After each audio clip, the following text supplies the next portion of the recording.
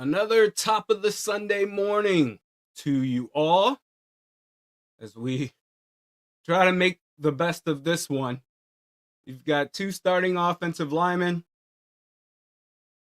Rest are referred to them as the Minnesota Globetrotters playing offensive line.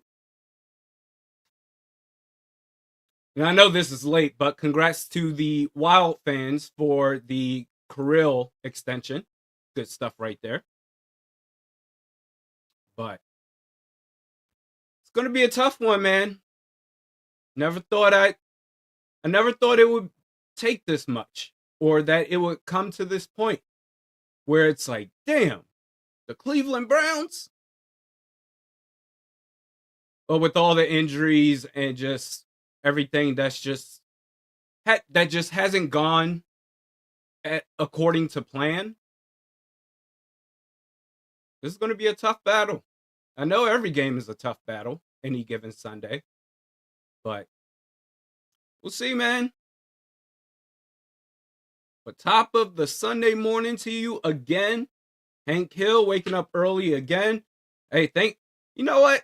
We got the bye week coming up.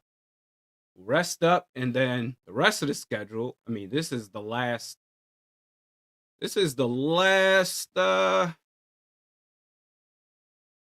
across the pond game for this team. Got the bye week, and then Philly. Will JJ McCarthy be healthy? We'll see. How will Carson Wentz perform today? If he performs bad again, lose 2 straight, coming off the bye week, and if JJ McCarthy is still not healthy, do you go back to Carson Wentz? Or do you move on to Max Brosmer? See what he has. This season, this is 2016 all over again. Eagles, Chargers, Lions, Ravens. I mean, will Lamar Jackson be healthy then? Is he on IR? No, he's just out. Okay. Woo-wee. But you know what? We're going to have a good time regardless. Justin Shipman, good morning, Randy. Dear baby Jesus, help us today. Please help us salvage this, get something out of it. Like I said, I'm just, from this point forward, unless something drastic happens, like McCarthy makes a return and he's balling out, barring anything like that, I'm just looking at player development, how much better the players that are already standing out, how much better they get moving forward.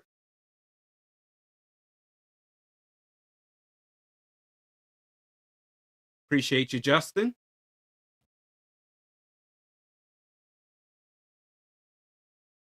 Woo! I'm expecting, just with everything going on with this team, I'm just expecting the Vikings.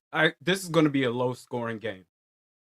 I think it's going to be Cleveland winning by a final score of 9-3. Just the nastiest score you can think of. Or like 9-5.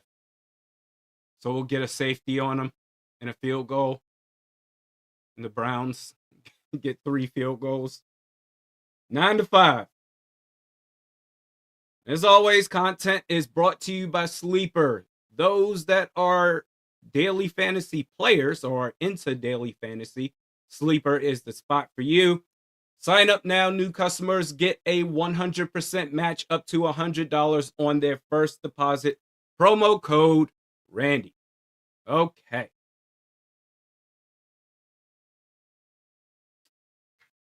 Justin Jefferson's fired up. Everyone's fired up. Just lose competitively if you're going to lose. If you win, even better. The crazy thing is just like with how everything has gone so far through the first quarter of the season. I mean, you're 2-2. all is not lost yet.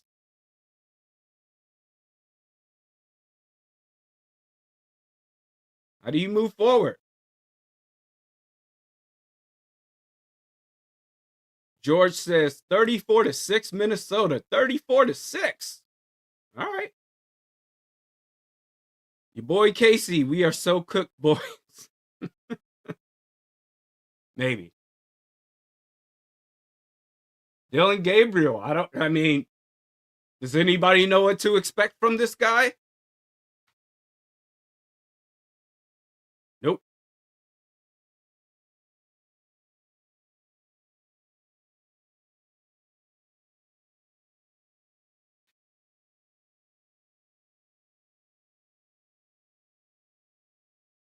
Three for four, 19 yards, a touchdown in 2 appearances this season. But this is officially, I believe, his first start as a NFL quarterback.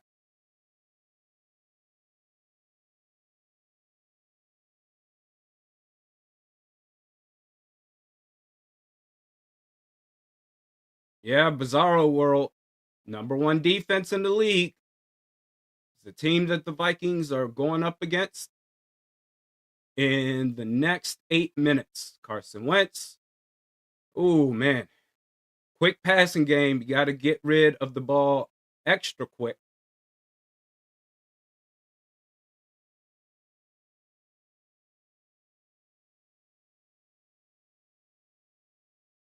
Julius Grover, Skull Vikings, my fellow dirty, rotten scoundrels. Scoundrels. Whatever happens, glad we can experience it together.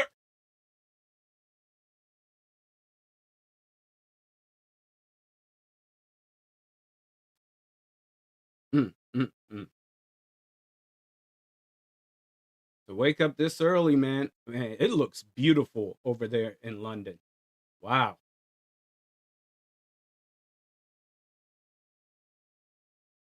Daniel's checking in from Brazil. Daniel, welcome. Happy you could join. Bo Bane Gaming, not being negative with this question, but just asking, what do we do if JJ comes back and is poo rest of the season? Give him another year or draft? I think the main thing right now that I'm looking for is that he can be consistently healthy. I think that's the biggest concern I have when it comes to McCarthy, is because missed all of last season due to injury, and we're in game 5 right now.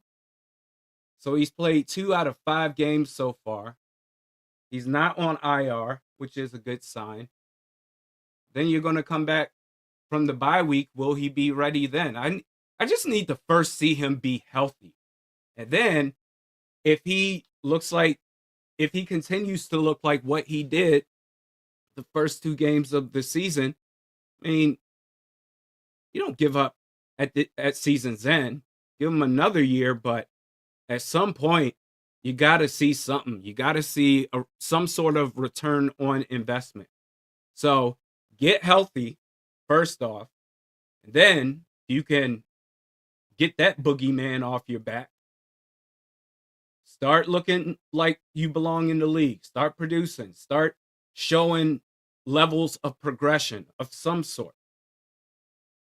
But I would say at least give him through 2026 before you start making any drastic decisions. But get healthy, man, because this is the last thing we need right now is, all right, the supposed franchise quarterback, is he going to be able to be healthy? Like, if you can't be available consistently, we're talking about 2 whole games in a season and a quarter, then it's like all the other stuff doesn't even matter. You got to be available.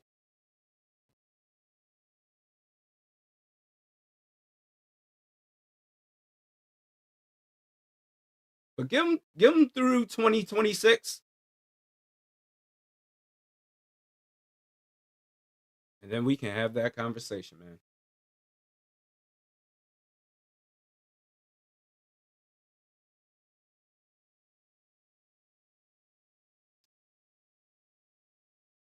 Skull Vikings, that's a very good question. How long can we keep the real JJ happy if we are losing?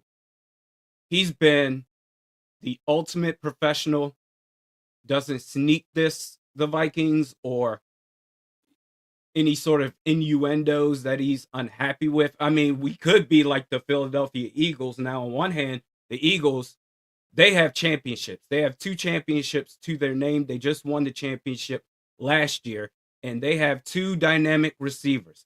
But those receivers, even winning, by the way, are complaining, especially A.J. Brown. So I have no idea how long, if you're not able to make some sort of playoff run soon, whether it's this year or next year, I have no idea how long you can keep Justin Jefferson happy. No idea. But we are very fortunate that he's gone this long without saying anything. From the last head coach to the poor playoff performances in this regime, I have no idea. If he does go off the hinges eventually, I can't say I necessarily blame him. I'm just happy he's been this professional for this long.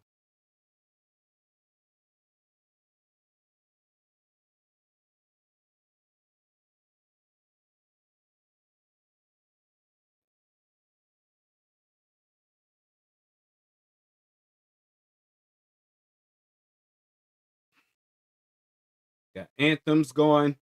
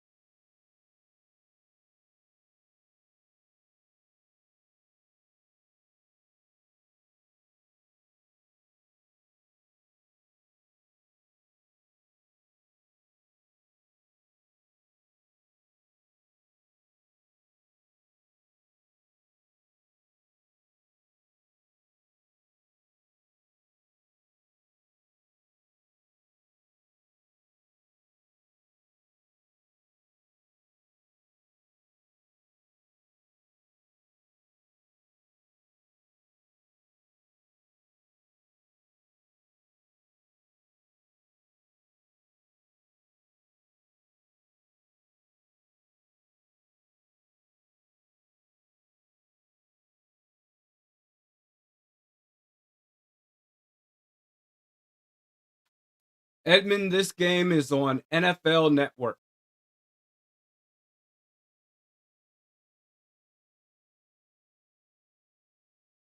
Oh yeah, and this offensive line shuffling. I'm gonna look that up.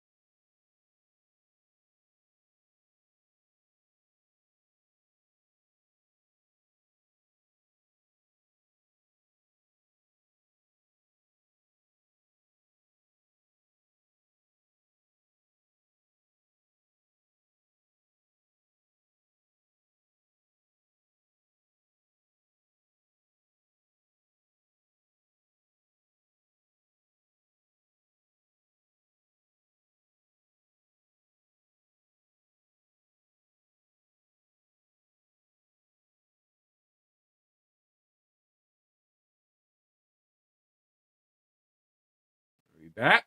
Yep. Okay. And this offensive line is a mess. We do have CJ Ham active. He's going to be playing today. That's going to help out, even if ever so slightly, with the offensive line. But last time, if I remember correctly, I think I saw Blake Brandel as the center. And is it Walter Rouse that's the right tackle? What is happening?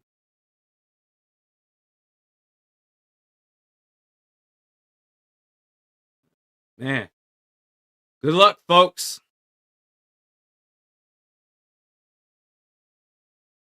Reaper Films, how's it going?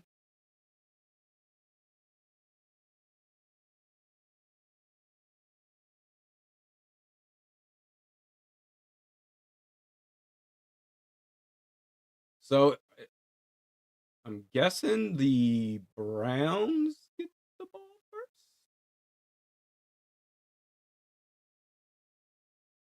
I don't know why I said it with lack of confidence. Yeah, it looks like the Browns are going to get the ball first. All right, man. Vikings versus Browns in London. Let's get it.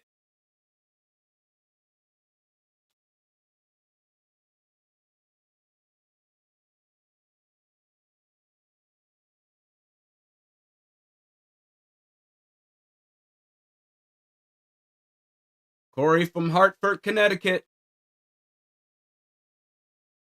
You know how I feel about those drivers in Hartford, Connecticut. And that kick is a flag on the play. Is it an illegal formation? I don't know. But that's how they start the game. Any surprise there? No, not really. Man, you spam bot, get your bum ass up out of here. All right, so the Cleveland Browns are going to start this game off on offense, and they are going to start after that penalty at their own 40. So great field position for them.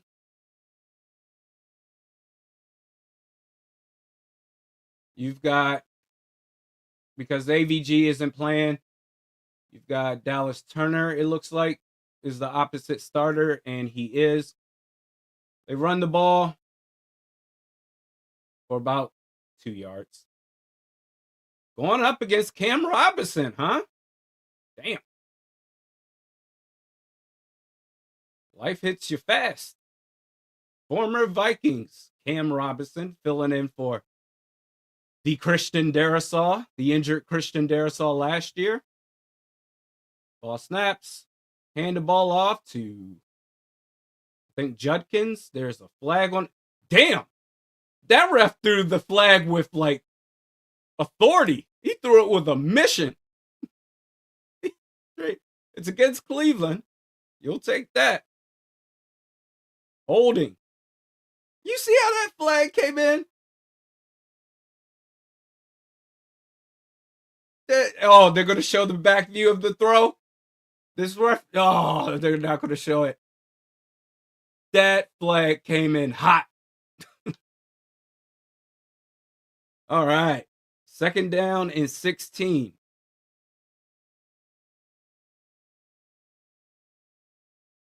Jeffrey, happy birthday. Skull.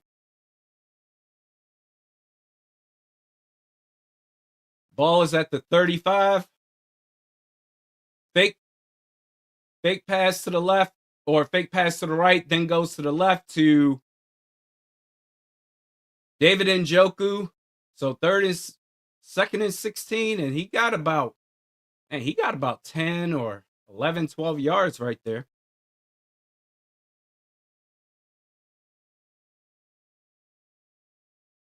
Justin says Pace just got driven over. Of course he did. Because why wouldn't he?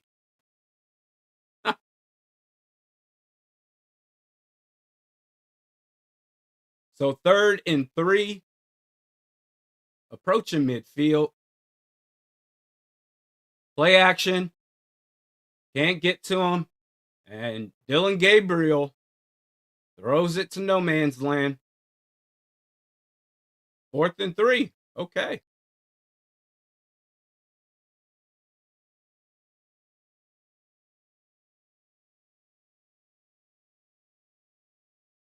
That was relatively quick. Get the ball back. Miles Price, do your thing.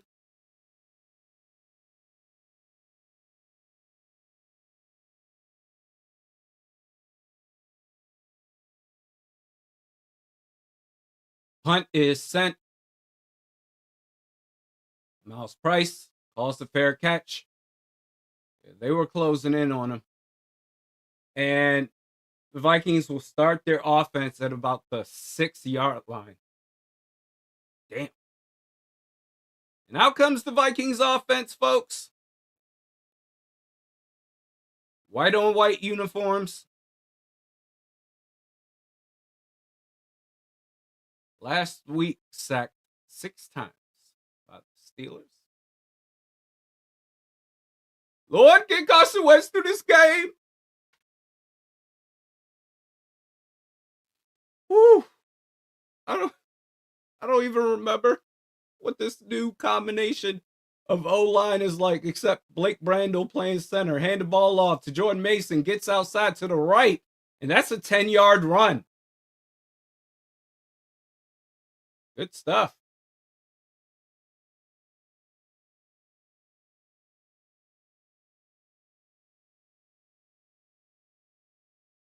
Joe Huber is playing left guard, and Justin School is playing right tackle. I thought it was Walter Rouse, but I guess it doesn't matter.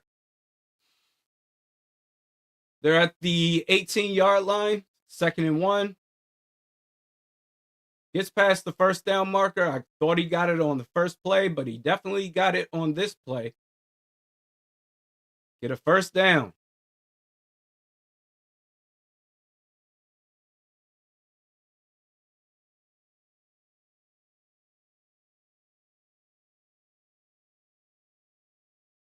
Peter says Frankenstein put together O-line. Oh, no, this the DuckTales offensive line. 1st and 10, you got trips right. Ball snaps. Wentz looks to his left. Okay. That's a good play right there. I thought that Carson Wentz was going to go wide left to whoever was out there. I'm thinking Jordan Mason. Instead, he went short left to TJ Hawkinson. And I'm sure it threw the defense off. It certainly threw me off looking at it. But he gets about 8-9 yards right there. Nice play.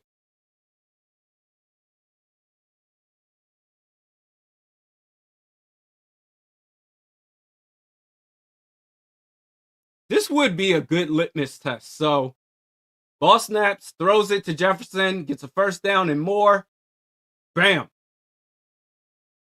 Close to the 45-yard line.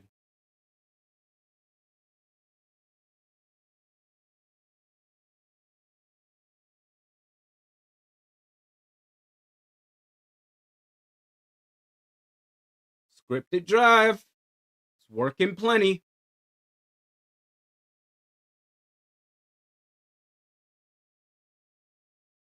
Creeper Film says Blake Brandel looks pretty good at center. This would be a good litmus test to see with the injuries. Throws it deep left. That should be a pass interference. Easy, too. Like, we're really not calling that? Okay. This would be a good litmus test going up against this defensive line to figure out, okay, especially with Ryan Kelly, I'd be surprised if we see him again at all this season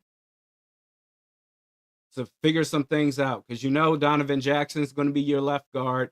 Will Fries is going to be your right guard. Ryan O'Neal, he can get back healthy. He's your right tackle.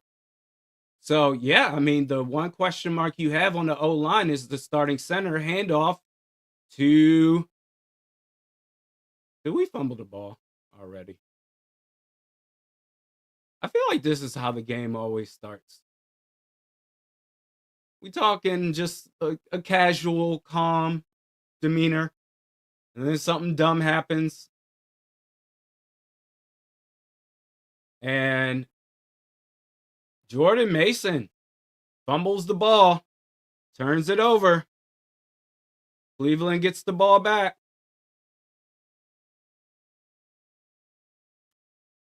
Oh boy. Well, I think now's a great time. The perfect time. Y'all can't break my spirit, man. This team. I refuse to let this team break my spirit. Snooty says I'm going back to sleep. Oh boy. I mean, how else would this game start? Huh? Something always, man. Jordan Mason, this is your opportunity. I can't even be mad. I expect this to happen. 9-5 victory for Cleveland is what I predicted. We'll see.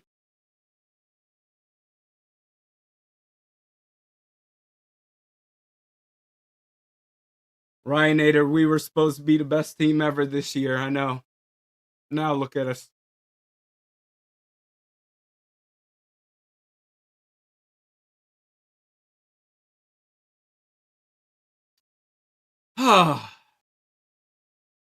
Not going to bring me down. I refuse.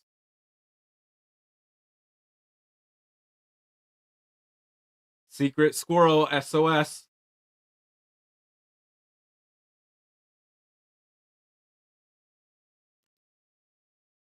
I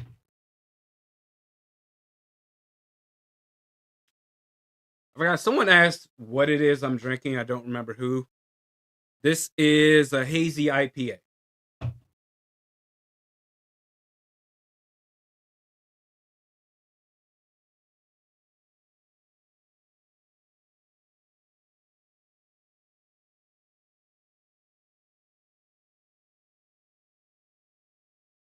Mike says we trying to work for a top 5 pick in the draft.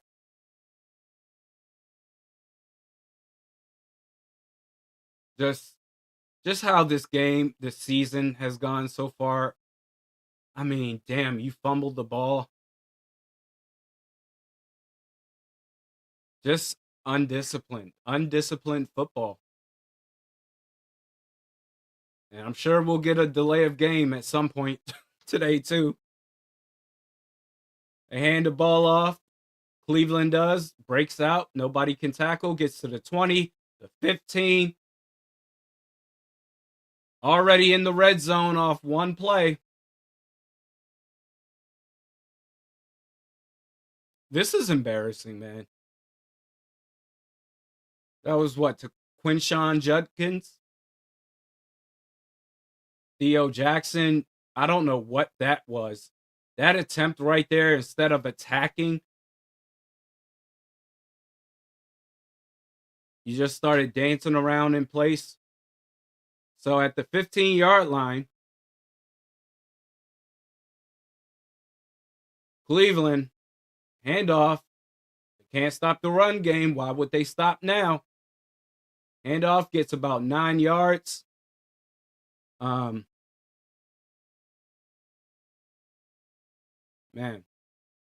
it still hurts though. Like, I refuse to get upset this time.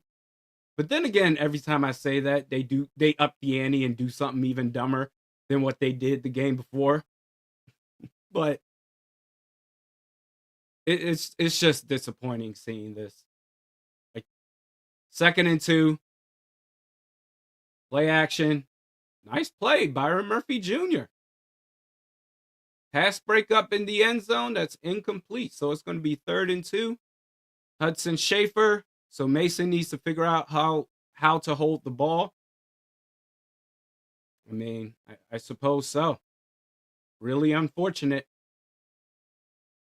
Getting in your own way. Success is right in front of you.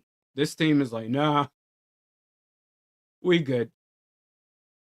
Who needs success when we have each other? Hand off to the left. And wow, that was a hard fought play by the defense. It looked like Judkins was going to get the first down for sure, especially with the offensive lineman being the lead blocker. But who was that?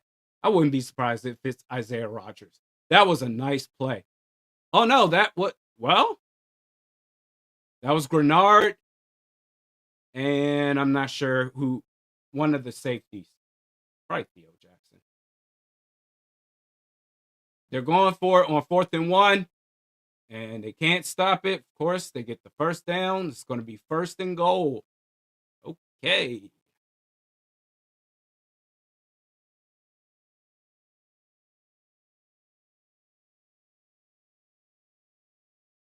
Snooty says the Browns look like contenders. Everybody that goes up against the Vikings look like contenders. Oh, Jonathan Allen. I know he's on the field because I see his jersey. Nice. That's cool, man. Glad you could show up to this game. Will you show up in this game? We'll see. Handoff. Gets to the 1-yard line. Jerome Ford.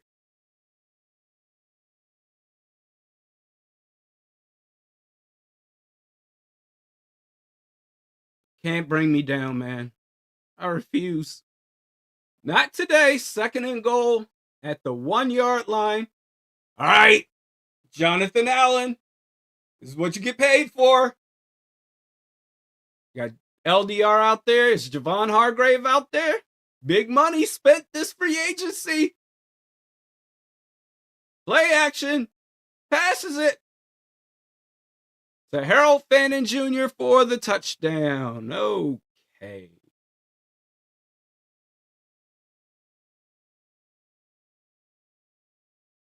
Mm, mm, mm, mm. How is it they're just how is it that they're just not ready? That's been, I think, above all else this season, the thing that I've been disappointed in the most is just how unprepared this team has been. Fumbling, penalties.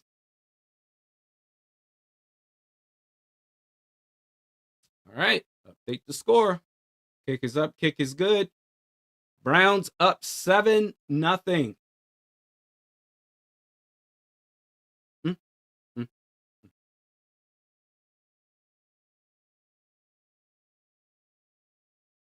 That run game, they're not, you don't got to do much with a rookie quarterback in his first start if you can run the ball like that. I mean, those are just the facts. You can't stop the run. It's going to be a long day, baby. The Vikings are down 7-0 to Cleveland. Thank God for alcohol.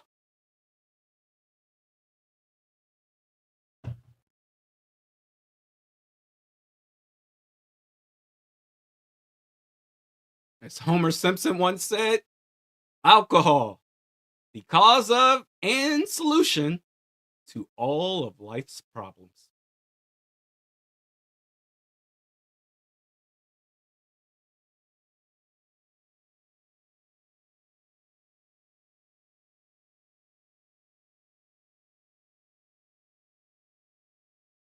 Bill, double IPA time? Damn. Your boy Casey, we about to find out how loyal fans in London really are. I think they're just, if for all the UK Vikings fans out there that I'm sure are, a wee bit disappointed. I think they're just happy to, if nothing else, to be able to watch their team on their land.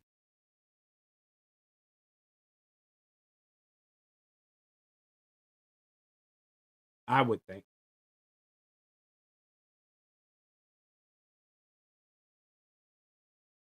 Baba Jinx.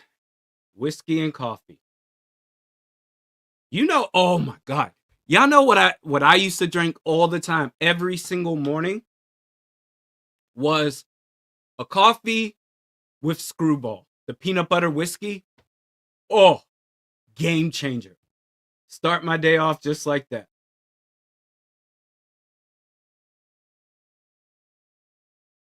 Steve Jacobs thinks Zimmer and KOC go for coffee once a week? Probably. Wouldn't be surprised. But this is what it's come down to, man. You just say, okay, how are they gonna F this up? What are they gonna do in this game to screw everything up? Kickoff, they return it, gets past the 25, around the 27. There's a flag on the play.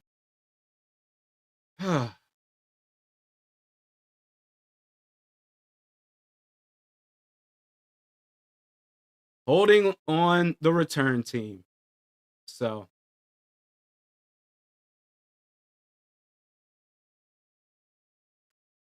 and I mean, looking how they walk onto the field too. I mean, I don't want to be one of those guys that just reads into stuff too much, but just even watching this team, watching this offense walk onto the field, it's just like, oh boy, here we go again. As they start this drive off at their own 18-yard line. You got Carson Wentz under center. Snap, handoff to, who is that? Oh, Xavier Scott. Okay. He gets about 6-7 yards. Credit him with 7.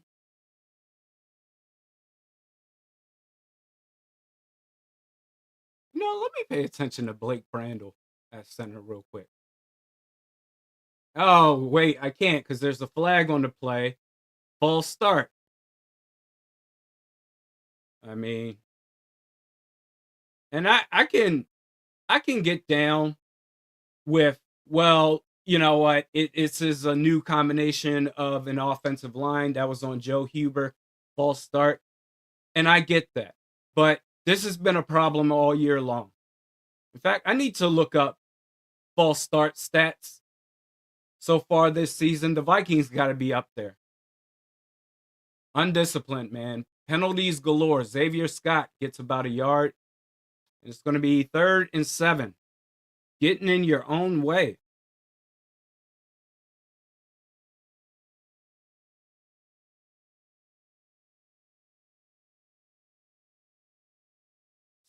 Secret squirrel, you're right. Penalties, turnovers. Okay. Now, maybe I can see Blake Brandel now. Barring another penalty of some sort. Blake Brandel at center. That's a good rep. That was a good rep. Pass is complete to Justin Jefferson on the left side for a first down. That was a good rep by Blake Brandel at center. He had an initial rusher, and then they switched, and then he picked up the recovery and got the second rusher. If they show it again, you'll see. Bam. Oh, okay. So they just show the sexy play of Jefferson making the first down. But that was a good rep, Blake Brandel. You're going to have to figure something out at the center position because, I mean, at this point, I'd be shocked if we see Ryan Kelly again this year. You got Jalen Nailor in motion, ball snaps, Carson Wentz. Hey, Justin School had a good rep there, but passes off target. That's going to be incomplete.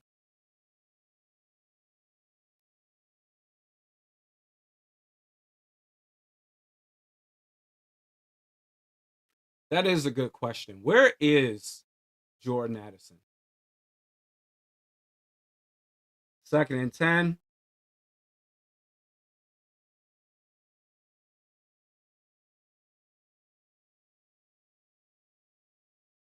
In shotgun, Xavier Scott, running back, Nailor in motion.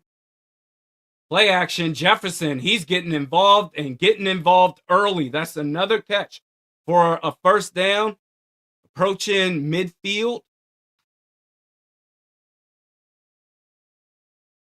Like this is, it's refreshing to see this quick passing game. It really is.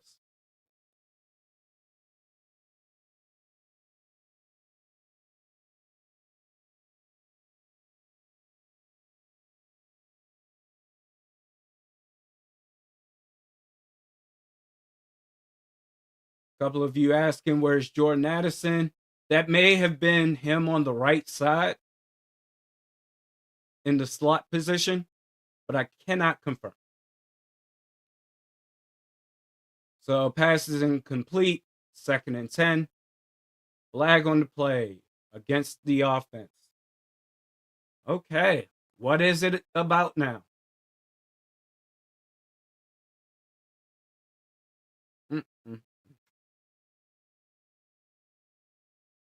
Penalties, penalties, penalties. They said, no, that's Naylor. Okay. So then who's the other receiver out there on the right? Oh, you're right. He's not out there. It's Naylor and Thielen along with Jefferson. Where is Jordan Addison? Play action, hawk, quick pass, out left, gets about 5 yards. Where's Jordan Addison, man? See if we can get some sort of update.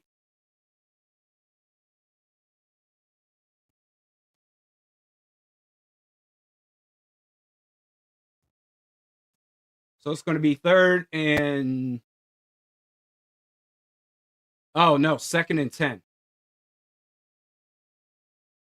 Oh, where's Jordan Addison? What is happening? Rolls out, Wentz, throws it to Jalen Naylor. Easy, 15, looks like at least 15 yards, maybe more. Either way, it's a first down. Yeah, TLS. Mason needed to get benched after that fumble. He's got to get his head together.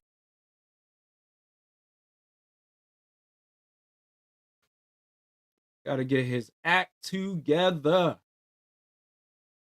And that is going to put them, that's going to set up the Vikings 1st and 10 at the 32. Direct snap to somebody. Oh, Josh Oliver with the touchdown. Who was that? That wasn't Xavier Scott, was it? Who was that?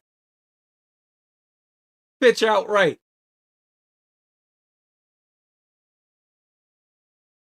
Josh Oliver with the touchdown, with the score. Cam Akers. Oh my God, Cam Akers. Cam Akers gets the pitch right and throws the perfect lofty pass to Josh Oliver. Extra point attempt. Kick is up. Kick is good. What is happening? Oh my God. Bringing back Cam Akers, I was like, all right, man, like I get it. He's solid for us. He's been solid for us for the last couple of years. But let's not get crazy with it. And then he makes a play like that.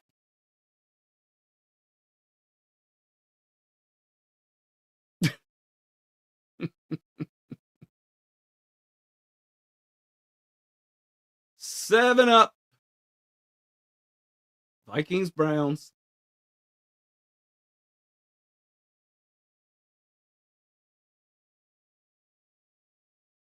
Did not see that coming.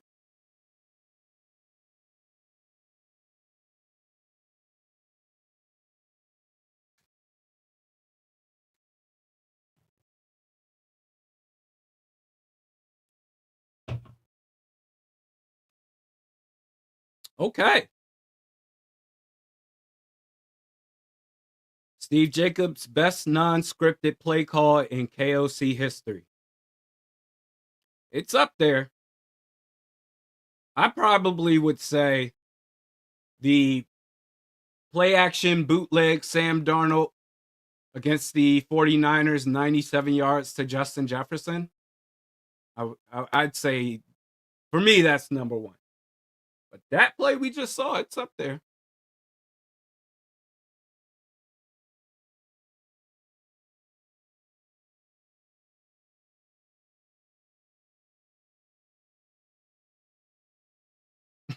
Sick true. Good thing I got Cam Akers on my fantasy team as a quarterback.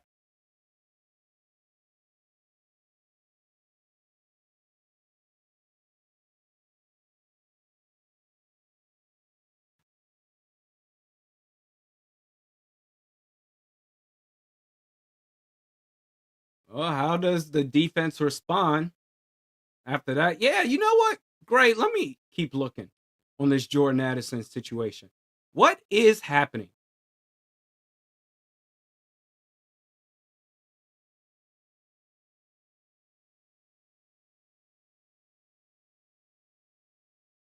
Maybe he's getting sat like a soft bench for the first quarter. I don't get it. Ah, did I get him? Nope. A gnat. Hate gnats. Knick-knacks. Big facts.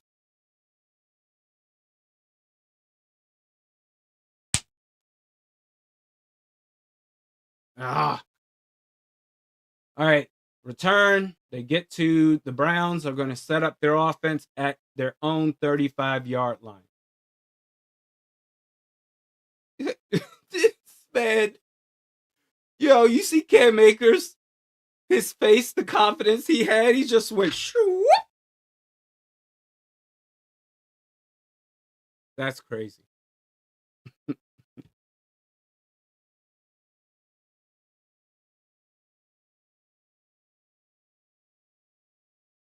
All right, handoff. They get nowhere. That's going to be for no gain. Theo Jackson with the tackle.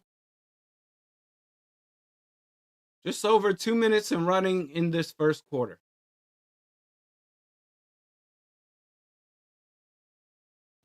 I've got nothing on Addison.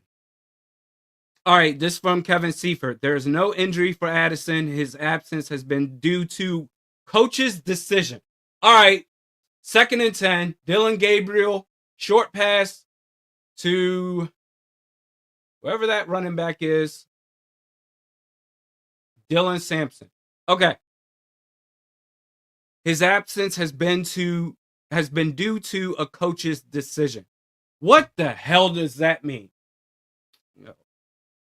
You remember how I said the Vikings find new ways to get the rage out of me? Like, it's not even this game. It's the fact that Addison's not even in this game because of a coach's decision, which means he did something stupid. Pass is complete. Harold Fannin Jr., first down. What did this man just do? What did he do? I'm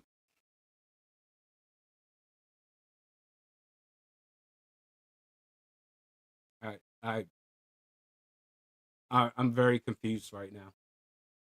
I don't know what's happening. All right, so that's going to be a topic of discussion. It must be really bad because they hand the ball off. Cleveland breaks off a run, and he's gone. There's a flag on the play. I'm guessing it's a hold or block in the back. If not, it's a touchdown for Cleveland. Yeah, it's coming back. It's coming back. You know it's got to be bad if KOC is willingly saying, yeah, we're good with Jefferson, Naylor, and Adam Thielen. By the way, Thielen hasn't done much of anything since his return to Minnesota.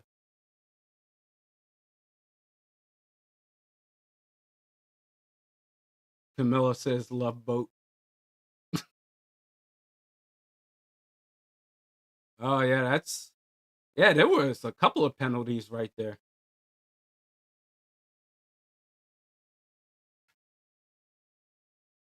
What did he do?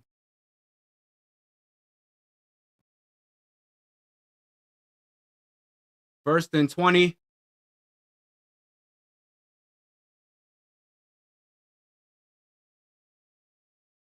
Wow. Got this man on 2 fantasy teams. Am I going to end up with 0? That was a great play. So on first and 20, Gabriel was looking to his right. Was that Jalen Redmond with the tip at the line of scrimmage? Ooh, yes. Dog, Jalen Redmond is a beast. He is a beast. Love it.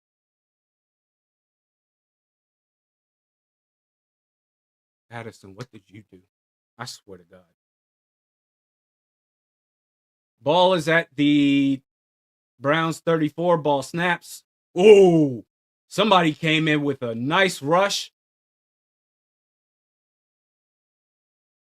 Dropped the pass blocker, but couldn't get to the quarterback in time. I want to say that was Ivan Pace Jr. But either way, the first quarter is over. Not much of a gain there.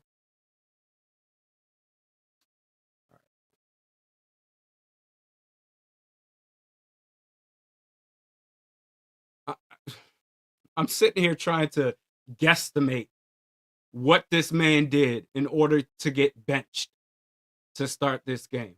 They're not going to bench him the whole game. There's no way. But what did he do? I was expecting for this game to just watch the Vikings versus the Browns. Whatever happens, happens. And that's it. We can go on with the rest of our day. This man did something. Beat writers, get on it.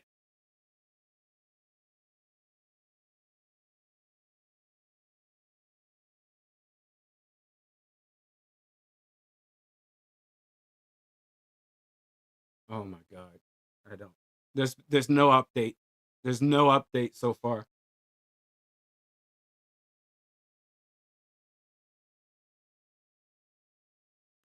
Your guess is as good as mine.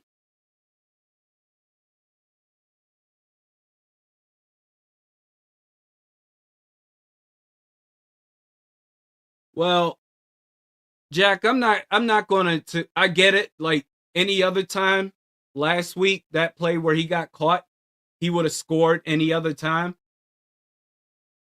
I mean, if I don't want to speculate on that.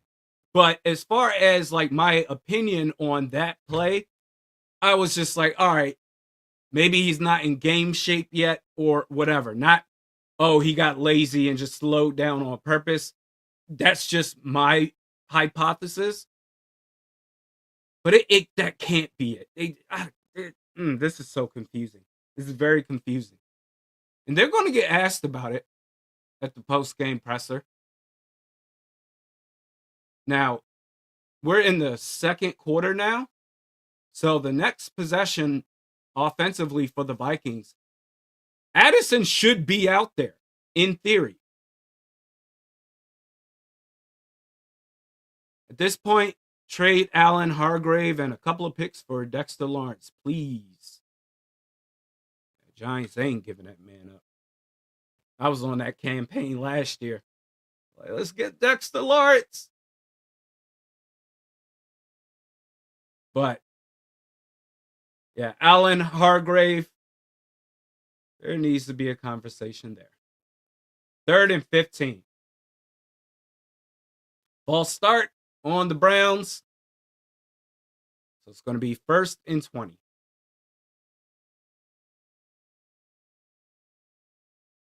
I mean, you think about what that first year, that first off season, like right after he got drafted and was, if I'm not mistaken, speeding and said, "Oh, my dog, it's an emergency." Like from the jump, there's a flag immediately on the play, so I'm guessing it's another false start. And then there was last off season where he had the DUI. Hey, we might need to have a conversation about this dude, man, depending on what this is, what specifically this is. For him to get benched in the first quarter with his history, man, we might have to have a talk. This team, they don't have time for this, for stuff like this. To be a knucklehead?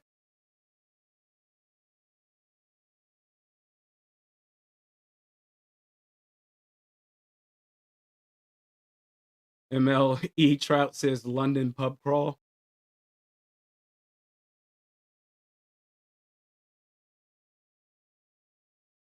So that's going to be spotted at about the 18, 19 yard line after the punt.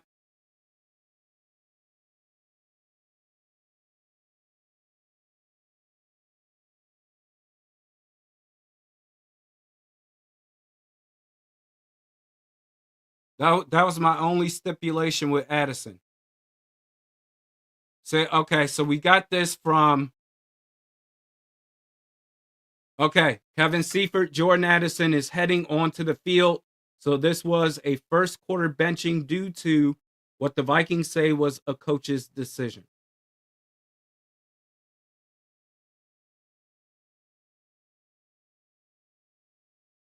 I gotta know what's going on, man.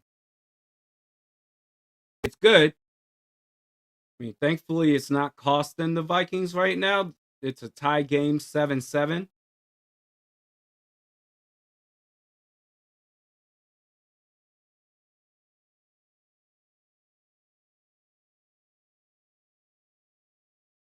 We'll get answers, Isaiah, at some point.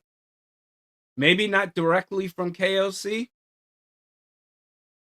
but one of these insiders, they'll get it.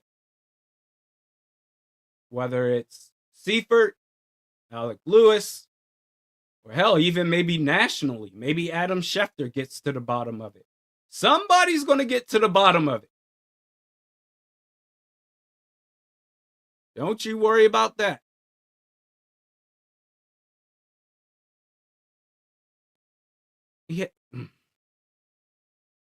He had to do something dumb.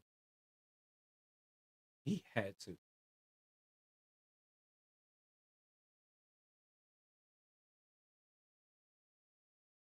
All right.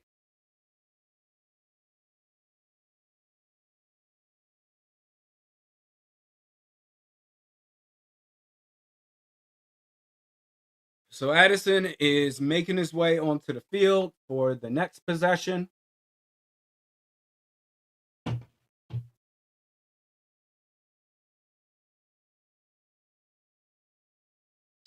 I'm not going to speculate on what the cause is, but there was no issue last week against the Steelers in Dublin. He started that game. So he must have done something. In London, 1st and 10.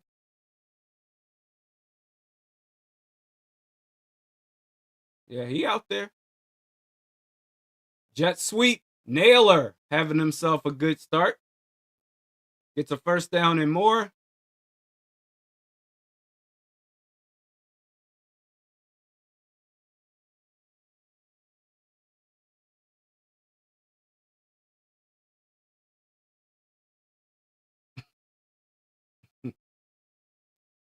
Can't with y'all, man. Hand off Jordan Mason. Gets a yard. It looked like, I thought he got dragged by his helmet on that one, but apparently not.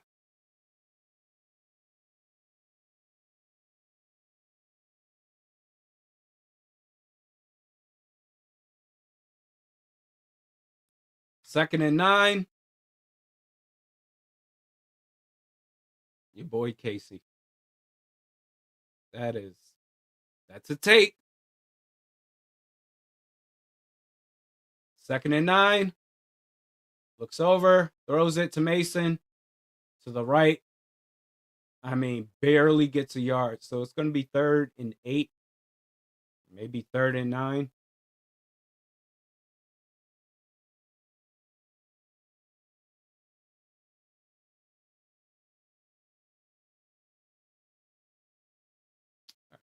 Kevin Seifert, come on. I know somebody's going to release some sort of information, and I want to be there. Nope. Nothing. All right. 3rd and 9. Blake Brandel. See how you do on this rep. Hey, that was not bad. But the pass is incomplete. A well-covered TJ Hawkinson. There's a flag on the play, so maybe it was pass interference or holding on the defense. It is against Cleveland. Illegal contact. That's going to be an automatic first down.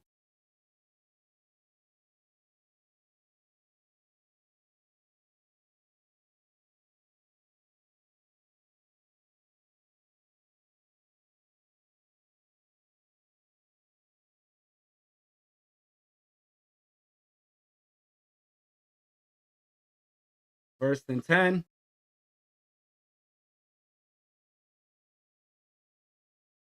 Pitch right. Xavier Scott gets outside. Gets close to the first down marker. I would say he got about 8 yards right there.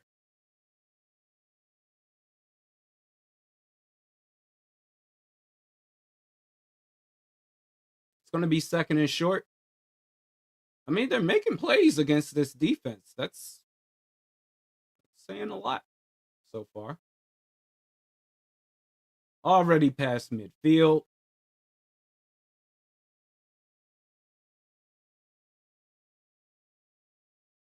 About the 47. 2nd and 1. Got choices. Play action. Wentz moves up in the pocket to avoid pressure. That was a bum-ass throw. That was a terrible throw. What the hell was that, dude? I mean, Jefferson, he had the one-on-one coverage too. Like, what was that throw? Little sidearm. What do you think? You're Shohei Ohtani? 3rd and 1.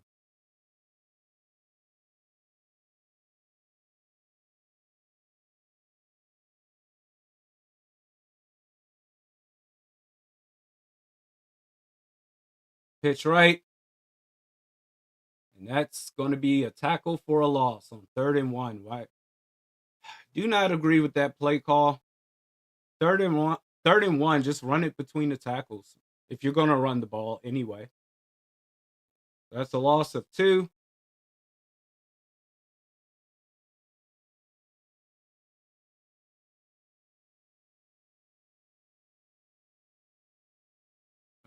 Don't get it. Do not get it. So they're going to punt it.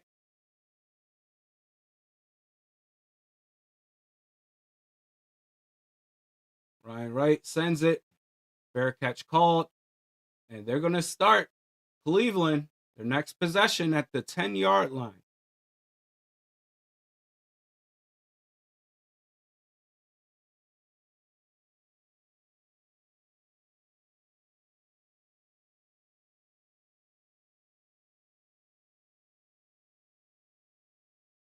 Wasted opportunity there on that 3rd down. 3rd and 1. Hey, you gotta hand that ish off, man. KOC loves the pitch runs. And early in the downs, sure, but 3rd and 1?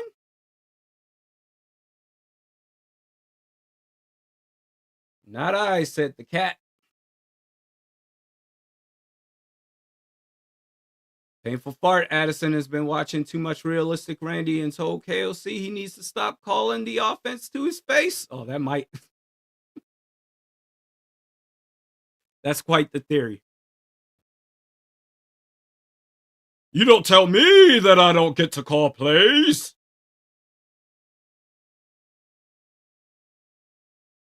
That is the theory. That Hey, so coach, I have an idea. It's an outside suggestion that I wanted to share. Why don't you let someone else call plays? What? Oh, you getting benched first quarter. Don't you ever say anything like that to me again.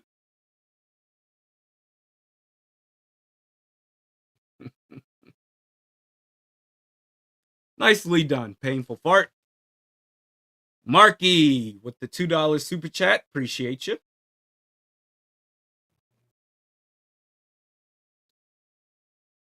All right, we're going to be on Addison getting benched in the first quarter. Update alert. He is in the game, or he is playing now. But somebody. All right, I might have to go to Adam Schefter. Right. Schefter, what is it? Come on. Tell me something good. Actually, there's nothing you can say good about that. Tell me, tell me, tell me. Nothing. Rap? Ian Rappaport? Anything? What did he do?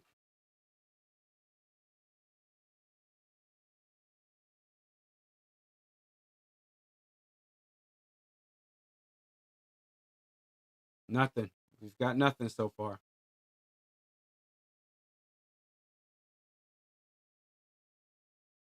Just coach's decision. Shotgun, ball snaps. Dylan Gabriel gets it off quick to the left side for about three yards.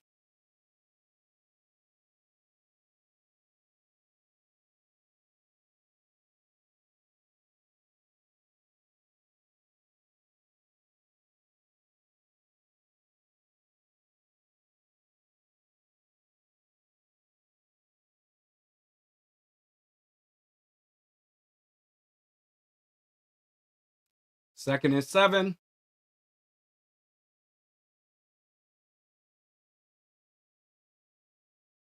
Keeps the ball and gets tackled immediately. Dallas Turner with the play. They tried to doohickey it up. Or maybe it was a read option. RPO. Doesn't matter. Dallas Turner with the play. Skol Tide! Skol!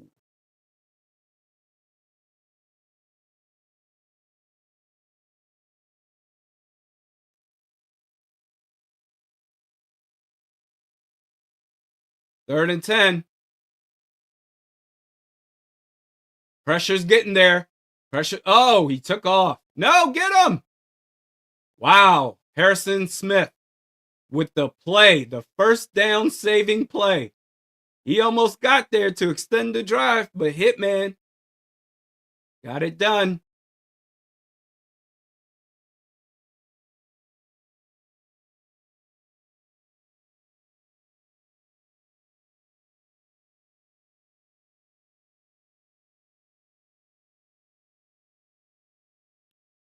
I don't know how that was not a sack, Major. That's a very good question.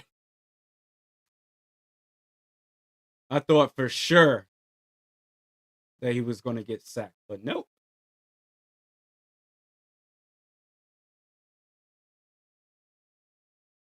Flag on the play already, so who knows?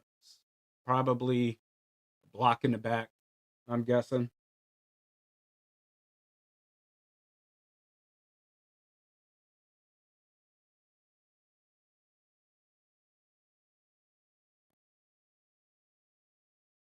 Holding on the return team.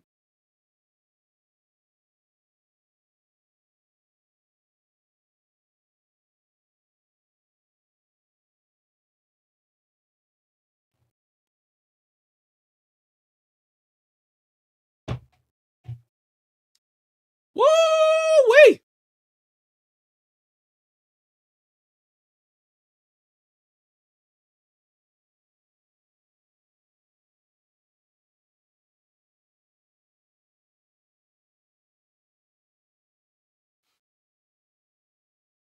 Man, how many different ways can this team find to stop themselves from success?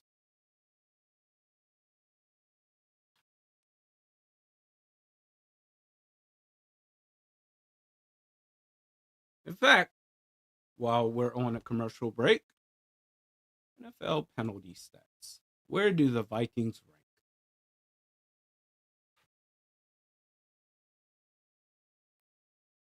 So far, this doesn't include today either. Minnesota.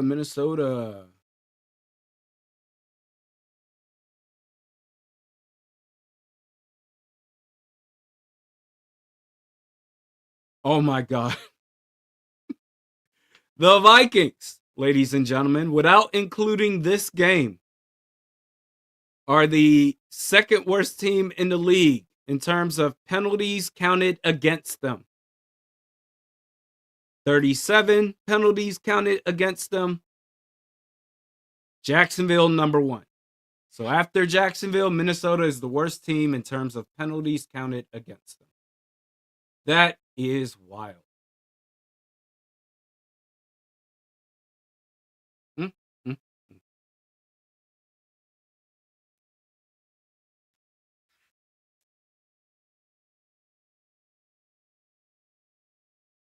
Just going to jot down a note or two here for the post-game vid.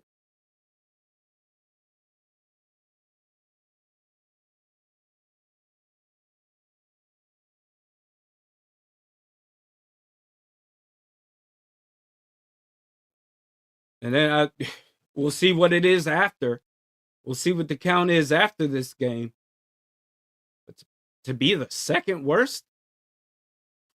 Oh boy.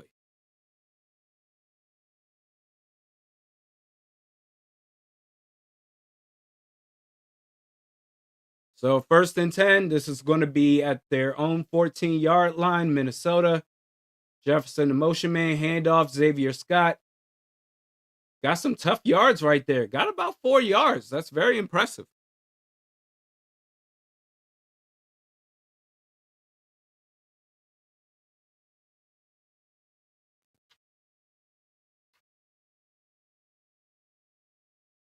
So 2nd and 6.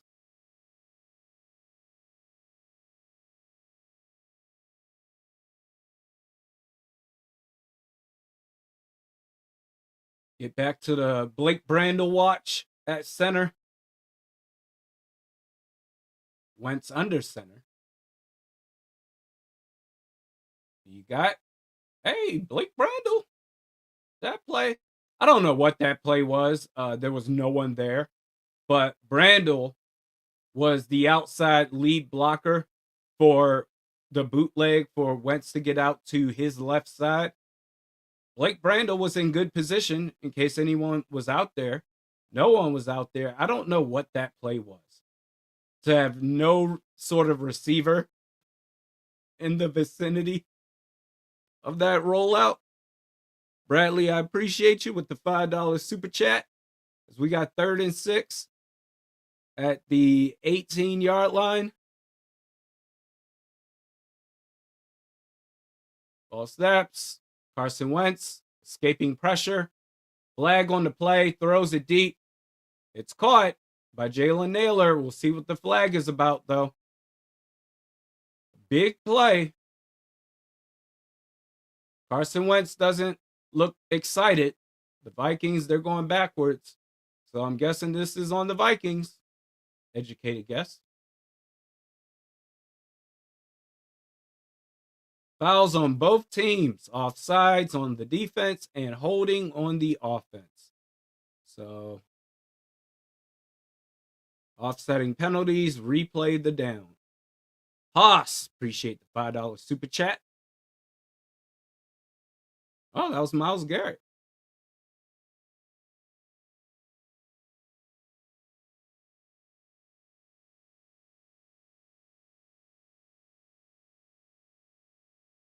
Myles Garrett was offsides.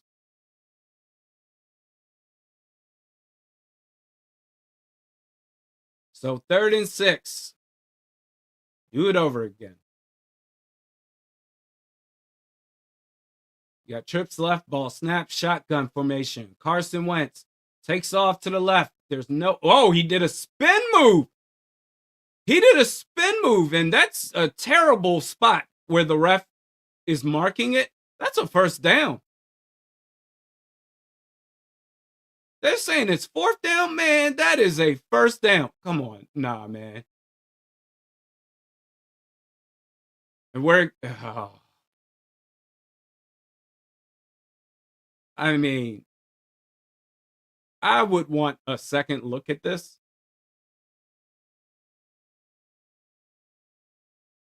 But they're not going to. I would have challenged that ish. Ryan Wright sends it. Ooh. Oh, missed opportunity there. Could have got him around the 20. Instead, Browns are going to start their offense around the 27. I would have challenged that, man.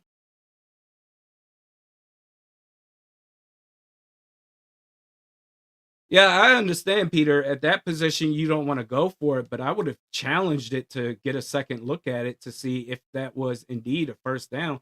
I thought that was a bad spot where the refs marked it at. And then if they say, hey, after review, the call stands, then you punt it. But to not challenge that.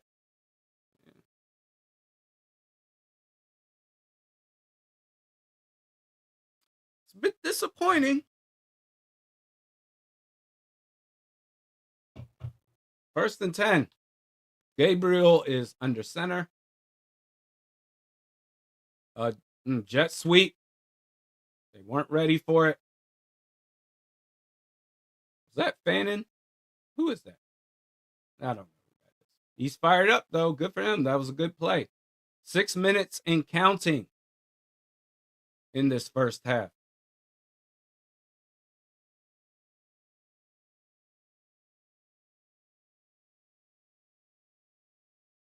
Judkins, the tailback. Ball is at the 30. Oh, there we go. Okay. Is that around the 37-yard line? But now, after that run, it's 2nd down and 7.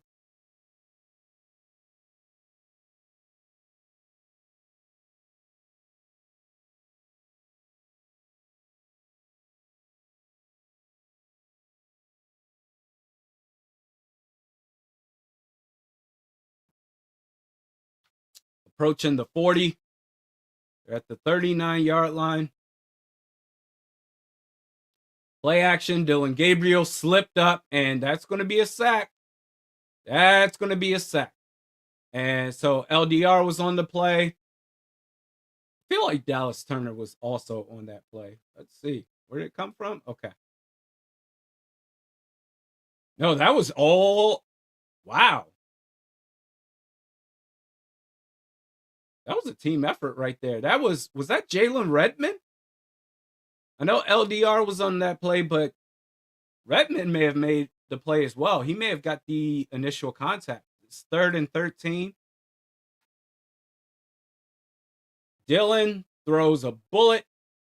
And that's caught. That's a caught ball. First down for the Browns.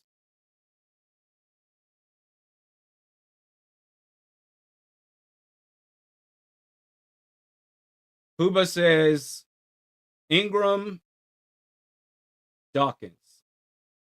Terrion Ingram Dawkins. Okay. Handoff. Oh, play is, there's a whistle on the play. There's a challenge. What are we challenging?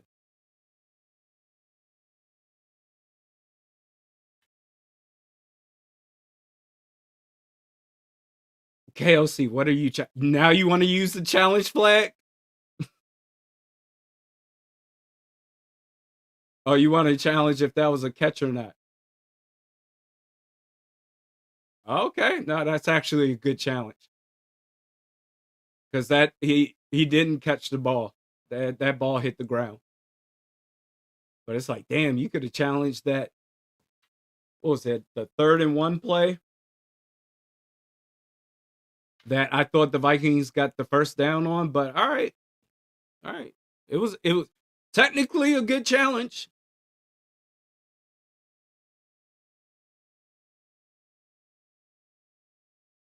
Mm, mm, mm.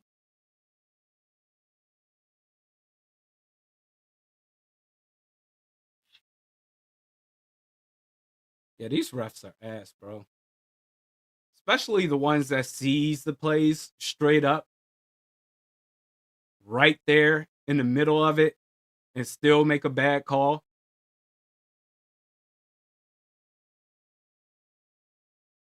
Good challenge. I also, Jared, worried that it was going to be a bad challenge because we saw the back end angle of that play to where it looked like he just caught the ball, but that front angle showed that it wasn't there.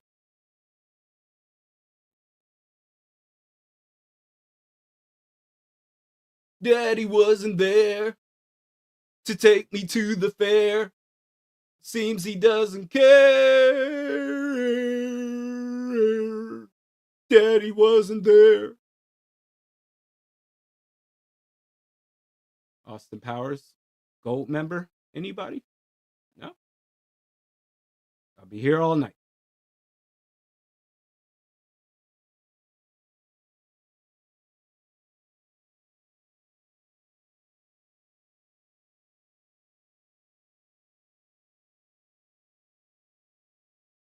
It is a great song, Alien. It is. That movie was so funny.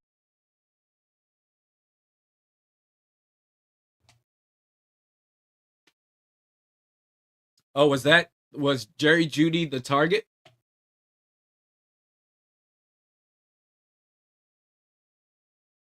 Yep. That explains why the ball hit the ground.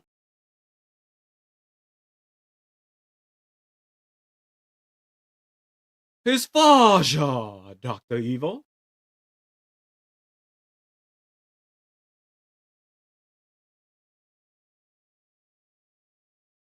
4th and 13. Jerry Judy, man. We're seeing more and more receivers just struggling to catch the ball. The punt is up. So that's the difference of the Browns drive continuing and the Vikings getting the ball back. And because of that challenge, that was a good challenge by KOC, the Vikings get the ball back. 7-7 game. I thought this would be a beatdown in a half.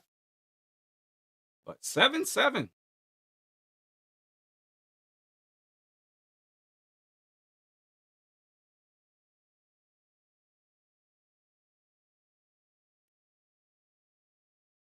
All right. Update. See if there's something on Jordan Addison. Ian Rappaport, you got anything for me? Nope. 1st and 10. Wentz is under center. Has Myles Garrett made a play so far? I don't recall seeing him make a play. They rush the ball, get a yard, 2nd and 9. All right, well, there he is. They're showing him. They got TJ Hawkinson up against him. Well, he made the play right there against the run with one arm, by the way. Why are we having TJ Hawkinson line up on an island against Myles Garrett? Who knows? 2nd and 9.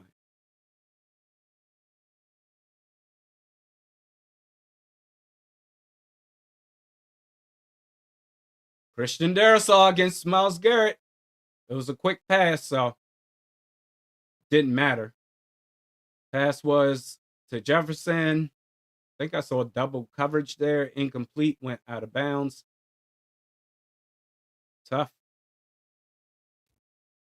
Adam Schefter, give me something. Tell me something. Y'all see that Mark Sanchez report? Like,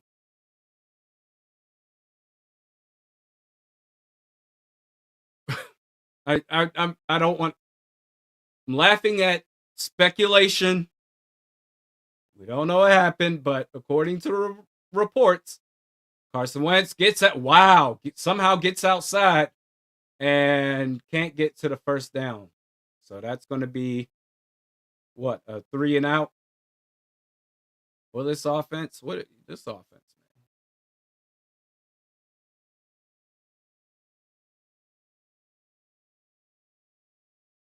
You had it. Well, shoot, you had Adam Thielen open.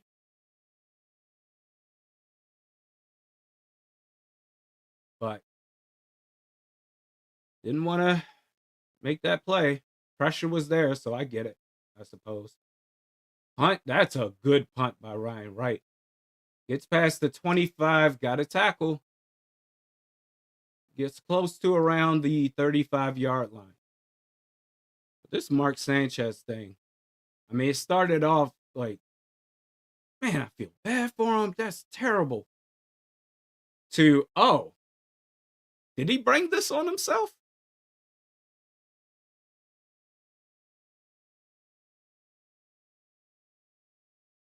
Okay.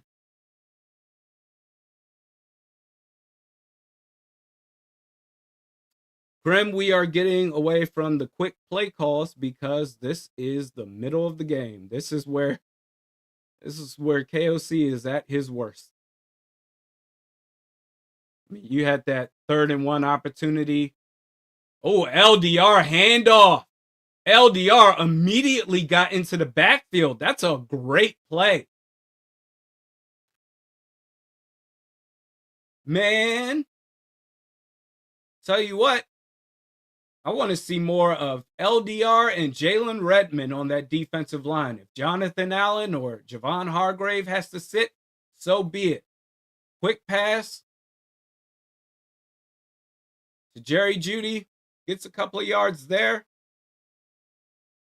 And you might got some dudes in that locker room. You might got some dudes in-house that's ready to step up and be starters on the D line. Because these new additions aren't ready.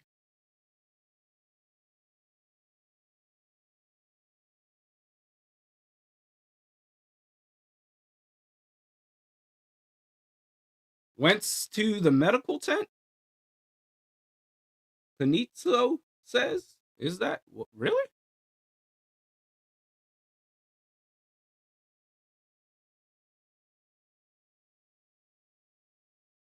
Kevin Seifert. All right. Max Brosmer is warming up as Carson Wentz is in the blue tent after that hit on his 3rd down run. Max Brosmer, huh? I mean, get well soon, Carson Wentz. Get well. I want you to be healthy. I want everybody to be healthy, but Max Brosmer.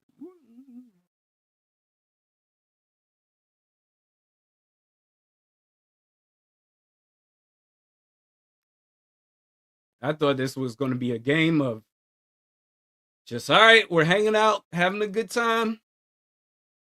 About to get smashed by this defense, and it's 7-7. And we're about to see Max Brosmer.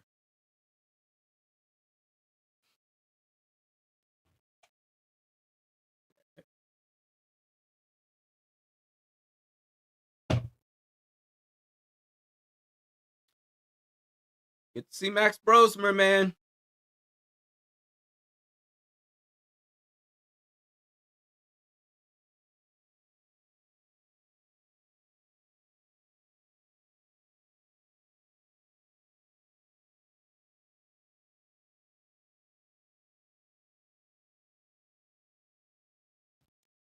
And still nothing on Jordan Addison's first quarter benching.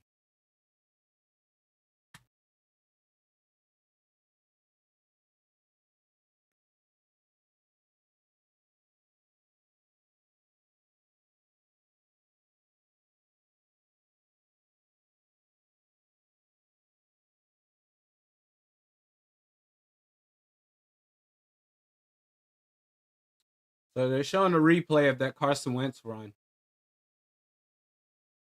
It definitely is not. Well, let me not say definite. I'm speculating right here. I don't think it's any sort of head injury because he got the hits that he took was his upper and lower body. So yeah, we'll have to see what that's about, man. Quick pass to that ain't no first down. Get out of here. Quick pass to somebody out left. Not sure who that is. It's going to be fourth down, fourth and short.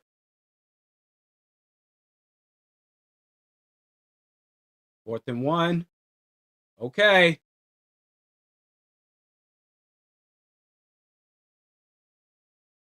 And yep, he got it. Oh, they got the first down.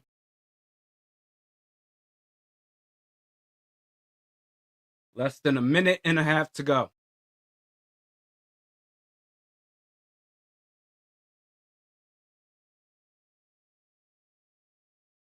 Ball snaps. Gabriel looks around, goes to his second option, almost picked off by Josh Metellus. Nice play.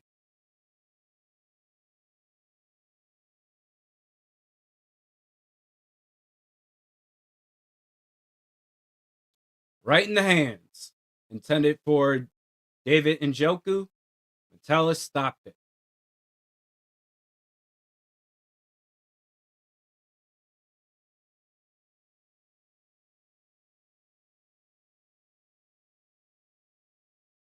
Second and 10.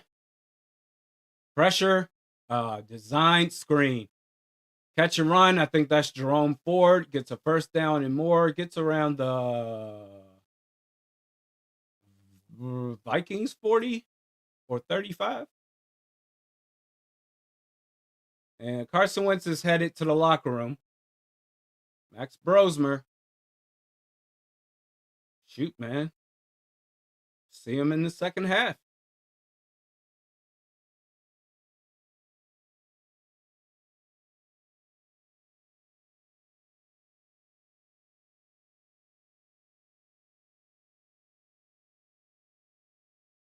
You got Jerome Ford as the running back. And quick pass. That's what they're doing. Quick passing game. To Jerome Ford. And they're going no huddle. They have 3 timeouts remaining still. It also looked like a hole to me, Czar.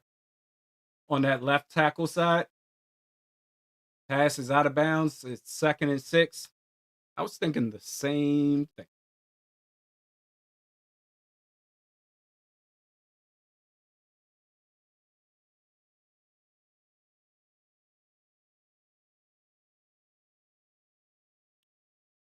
Marky, the quarterback carousel continues. That's the life of the Vikings, man. Great receivers, carousel in at quarterback. Yeah.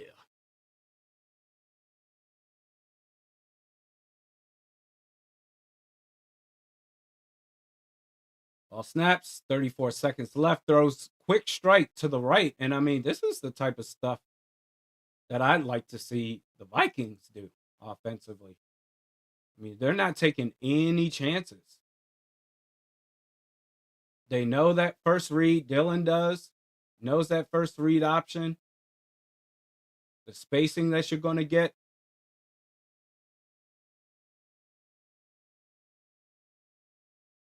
Vikings should be doing that more.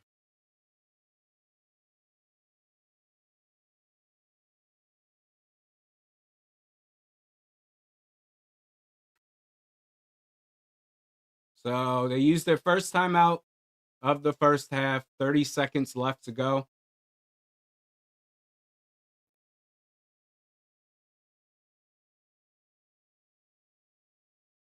They're getting rid of the ball quickly. I'm not sure if it's necessarily lack of blitzing. Well, they're not blitzing on this play. But it's a did you get wow. Oh boy. I think Isaiah Rodgers got mossed.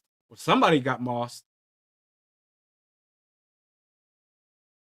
But it's like they know where to go with the ball. Who was that?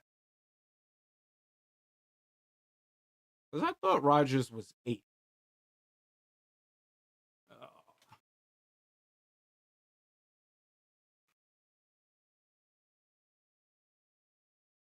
Yeah, that was Rodgers.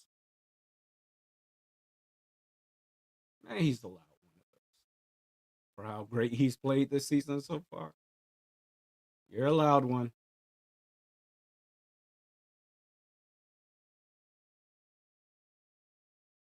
First and goal. We've got a timeout called by Minnesota.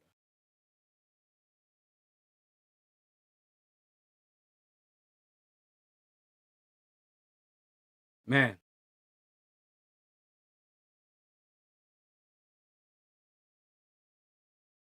Still think about that drive. I forgot which one it was, but where it was 3rd and 1, and they, instead of just running it up the gut or some sort of inside zone run play in between the tackles, KOC decided to pitch it outside, out to the right. That went nowhere. And that ended the drive.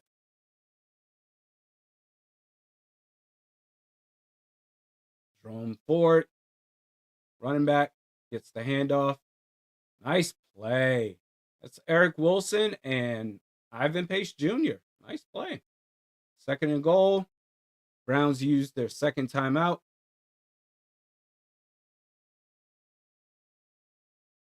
Yeah, that Rams game was crazy. For the Niners to pull that off, Miles, the amount of injuries San Francisco had, they pulled off that win on the road. Backup quarterback. Next man up. That's a true next man up mentality. But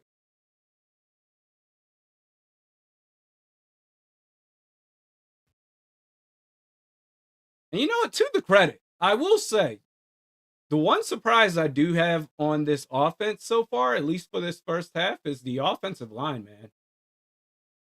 Going up against this oh, that's a fumble. That's a live ball. Oh, was his toes not in bounds? Byron Murphy Jr., who was it that got the hand on the ball at the line? Who was that? Because that ball went straight up in the air. Bam. Is that Jalen Redmond? Somebody.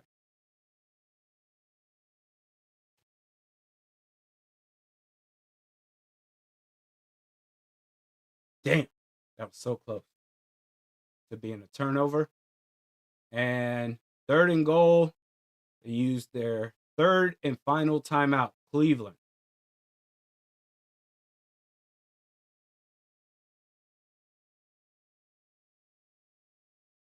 That was Grenard that got the tip. Says the chat.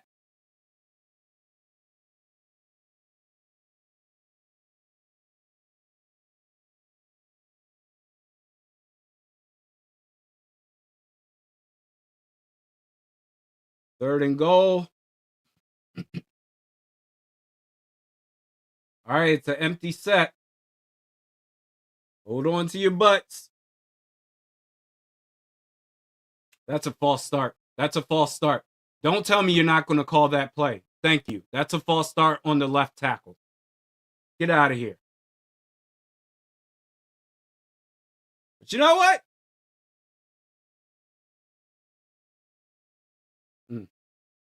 Yeah, that's a dead game. That's a dead snap. Secret squirrel, I don't think the offensive line has been that bad. I think they've been decent today. Because, and I mean, even just with we'll see 3rd and goal now.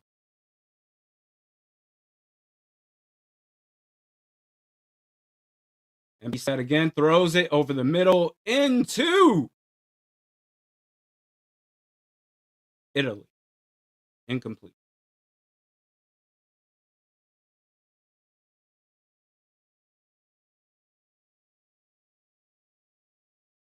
Yeah, Carson Wentz hasn't even been sacked. We've barely seen Myles Garrett make any plays.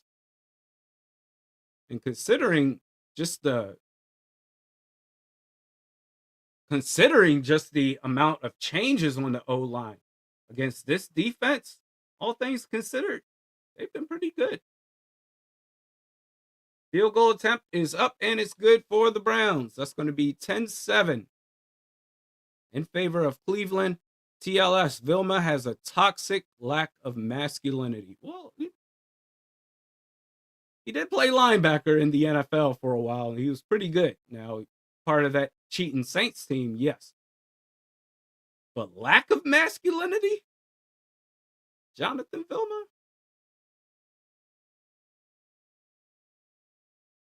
That is quite the take.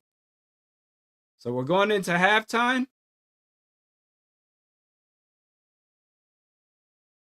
Hey, gotta say, Blake Brandel at center.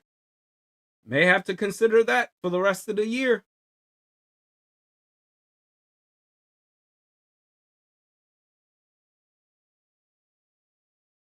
So 10-7. Brownies.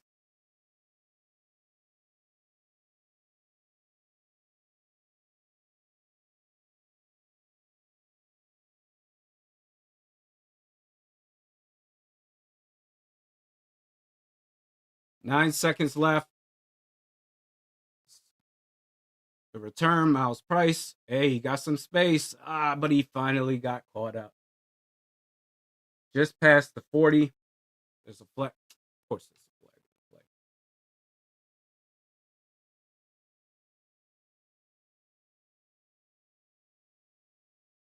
And it's against the Vikings because why wouldn't it be? The second most penalized team in the league has how many today?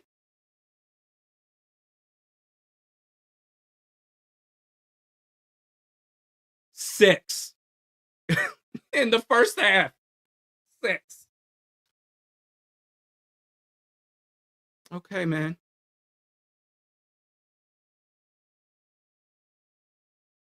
So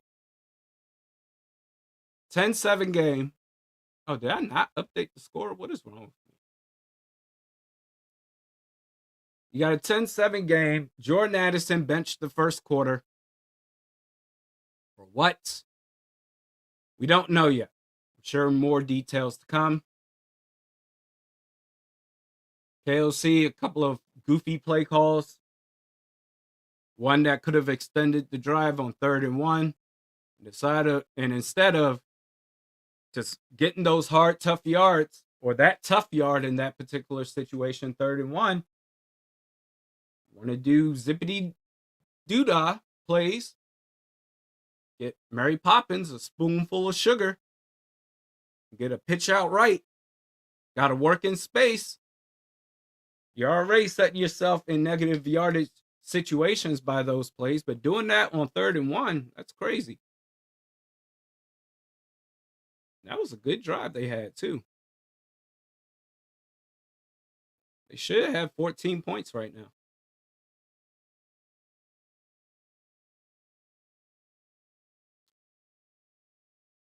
That's also a good point, Ventress, as far as Carson Wentz. A couple of bad throws. He hasn't been horrible. He's been okay. But player execution, like solely on Carson Wentz, that was certainly a factor. You got guys open. I mean, the fact that you're down 3 against the number 1 defense in the league, that's saying something. With this offensive line,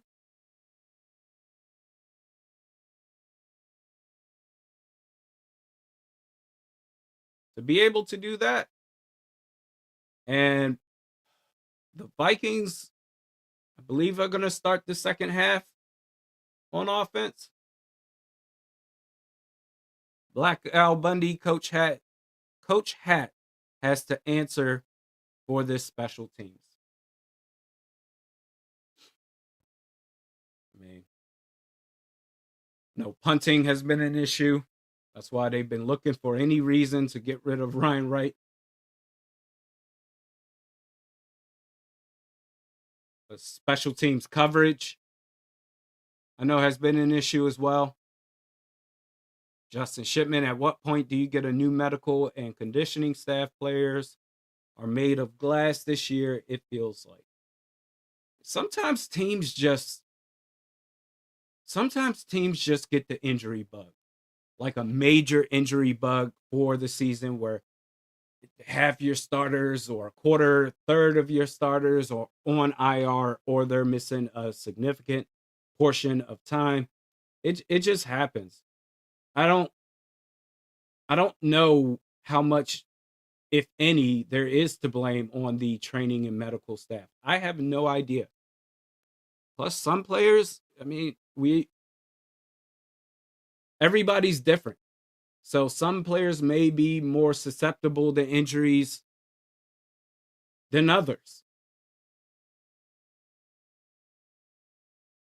But yeah, Carson Wentz, he took a hit to the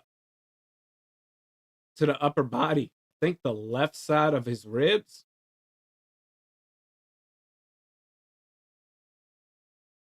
But Max Brosmer, I mean, unless Carson Wentz gets a miracle and all of a sudden all the pain is gone, we're going to see Max Brosmer in the second half.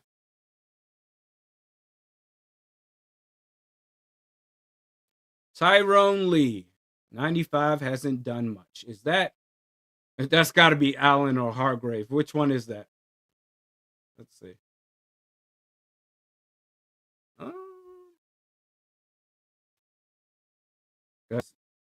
If it's between those two, nobody's done anything between those two. Neither one. Nay, one of them.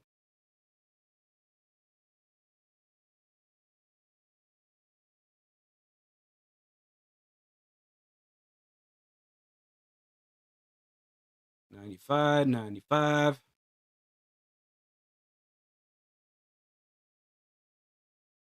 Well, Allen is 93. That's right. So Hargrave must be 95.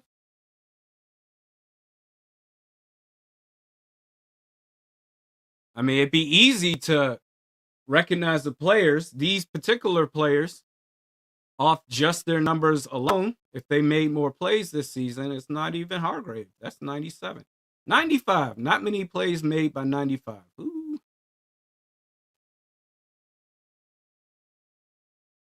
Yeah, I'm not sure who you are referencing.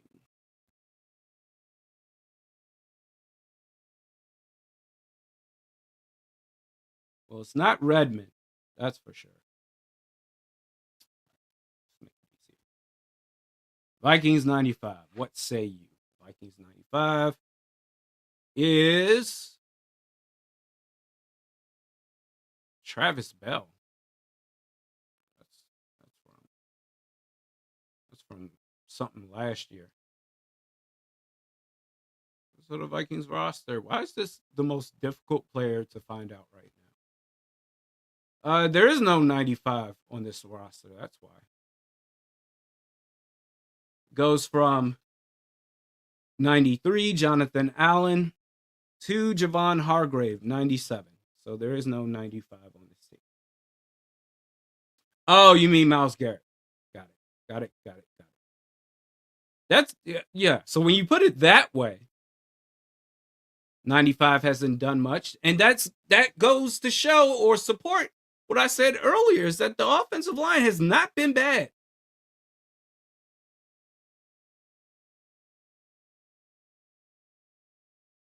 Like, he hasn't done much of anything.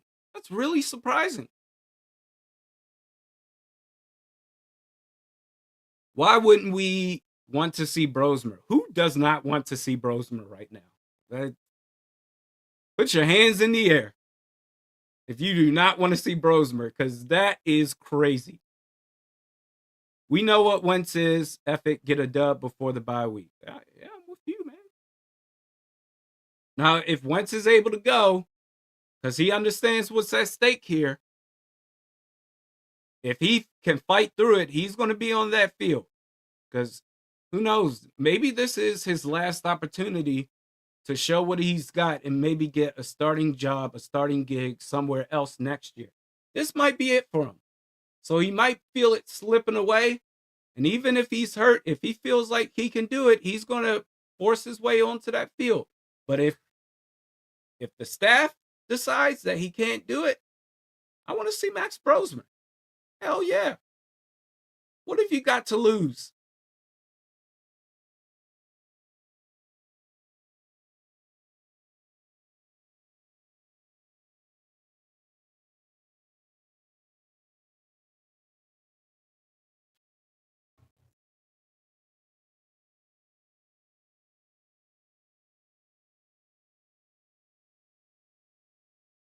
Ah, yes, Mr. Exit Boone. Let's see if we have any more updates on Jordan Addison and the first quarter benching.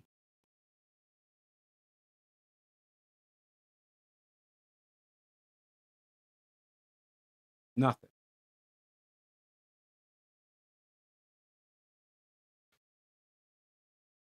Nothing at all. Adam Schefter, anything? Nothing. Ian Rappaport, anything?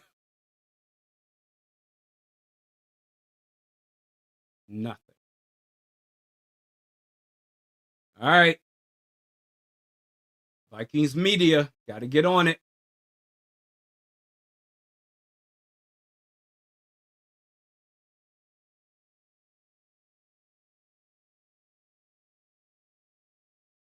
So what is this? This is a 10-7 game. Okay. Vikings get the ball back, I do believe, to start the second half. And you got to go back to the quick passing game. That's what got you the 7 points. That's what got you originally moving the ball up the field.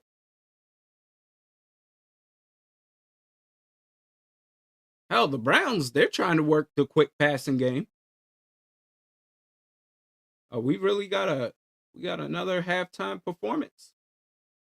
Well, this is a big deal for London. I get it.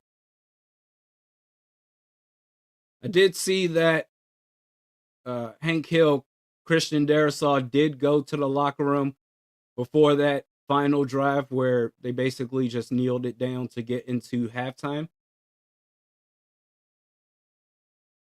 Maybe that was just, hey, you're good. Just come on into the locker room. Let's work things out. Or, I don't know, maybe he's dealing with some sort of injury. We'll see. We'll certainly find out at the start of the third quarter. Who will we see at quarterback? Who will we see at left tackle?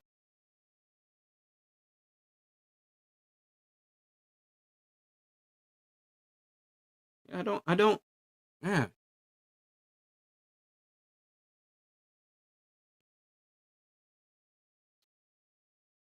Isaiah, you're right. And JD Brown, you're right. KOC stopped the quick passes after it was successful. And then JD Brown says, they're doing what we should be doing, KOC. The Browns are utilizing the quick passing game. But again, man, I'm tired of talking about it. I'm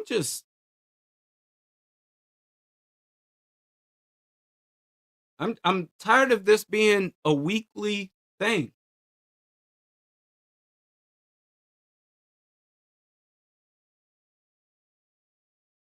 So we say, KOC, like, come on, man. That's how everyone wants to see the big, like, flashy plays that will end up on Sports Center. And it seems like KOC, that's all he wants to see for this team. But you look at these teams out here, like the actual contenders offensively, the ones that are good on offense, they use the quick passing game to set up the long developing plays. And to start the game, you had the quick passing plays and it was successful. But then in the middle of the game, KOC does what he does. And I'm quite honestly just tired of even mentioning it or just being like, why are you doing this? It's no longer why you're doing this. KOC, this is just who you are. You're never going to change. And whatever, man. Okay. Then being behind the downs early on set you up on 3rd and long situations, and then you got a 3 and out.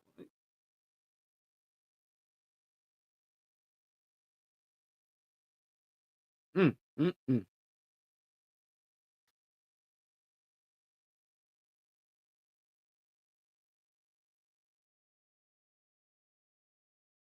Oh, Isaiah, we've been having this discussion for years on the play calling. We've been talking about it for years now. It's about the Vikings. It's about KOC holding himself accountable, which it doesn't appear that he wants to do. And you can win games that way. Like,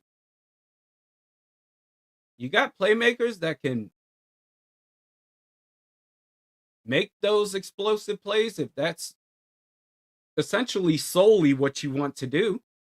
You have the players, you can win games. I mean, 2 out of the first 3 years, 13 wins, 14 wins. And it helps, certainly. But when you get into the thick of things, the middle of the game and then playoff games, and that's all you do, the zippity doo dah plays, if that's it, you're not going to go very far.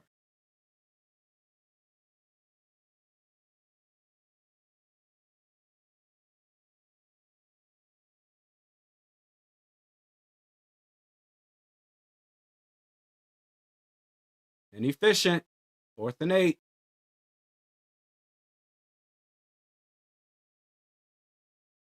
4th and 8. Man, I'll never forget that. Like, what do you call that? Final game of the playoffs? Playoffs? Talk about playoffs? I just wanted to see them get a first down on 4th and 8.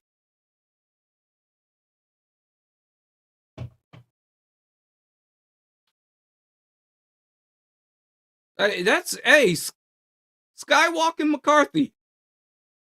I don't know if you're being I don't know if you're being sarcastic right now, but this O-line, I mean, I can't find a reason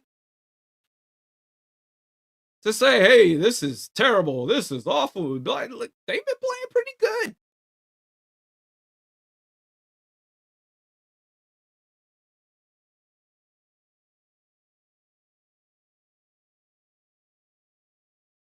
Now, the trick play, Cam Akers, the pass to Josh Oliver, resulted in a touchdown. I get it. That was a good play.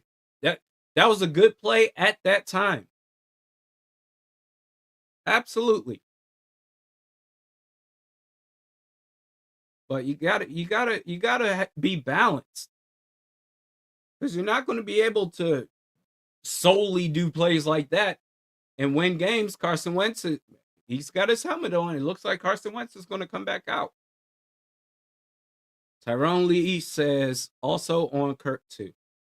Oh, that's true. It's also true. I don't want to go down that road again. I remember watching that play in real time. Like, are you kidding me? Hey, Kirk, why are you throwing there to a playmaker on 4th and 8 that's well short of the sticks? And then B, KOC, why did you call that play where at the time your second best playmaker is well before the sticks? Why?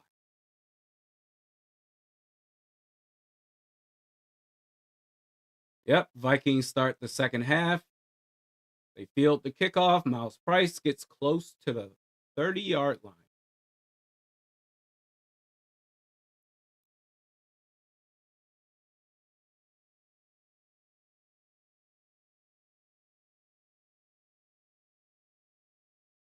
So Wentz must be doing all right, obviously, if he's, or like I said, he knows this might be his final opportunity.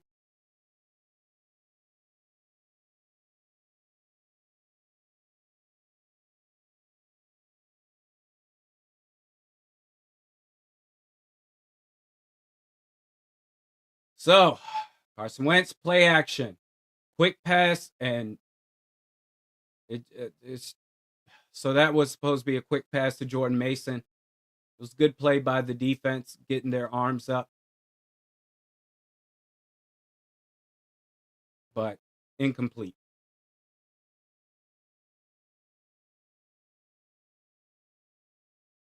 Second and 10.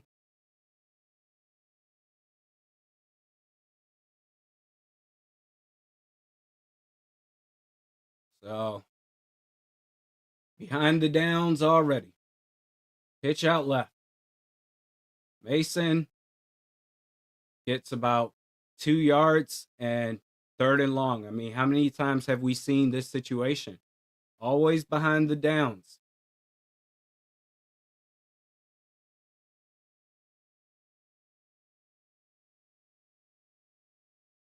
That's tough, man.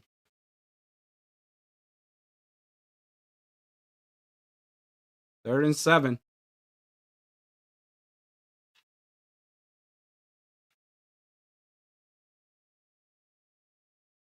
Always behind the downs. You're always having to play from behind yourselves. Throws it deep left, and that is an off-target throw. There's a flag on the play. I'm guessing it's going to be pass interference.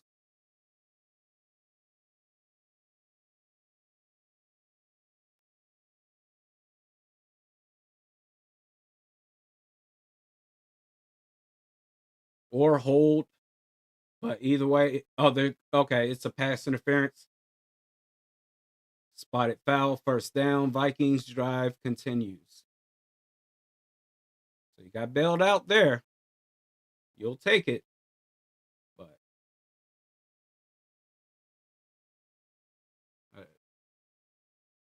get the quick passing game going, man. Will anyone do a slant on this play? Let's see. Nope. Addison and Jefferson, they go straight. Now, that's a great play. That worked out. Yo, Jefferson, sick the hell off me, boy. Oh, I love the trash talking. I love it. But no. Jefferson and Addison went straight. Jets made a cut to the left for the out route, a deep out route. Luckily, he didn't get a flag for taunting because of how soft this league is. But in Cleveland territory at the 35, ball snaps, good protection. Carson Wentz throws it to Jordan Addison, who gets the Vikings, if not into, damn near close into the red zone.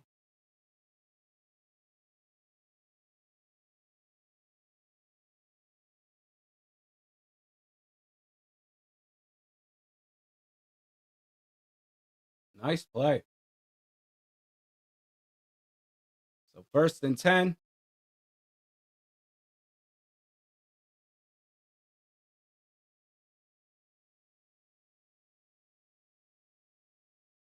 At the 20-yard line. Right there. Snap. Wentz throws to his right deep. And that was just not a good throw. The defender was well ahead of Jefferson on that route. That was a good play.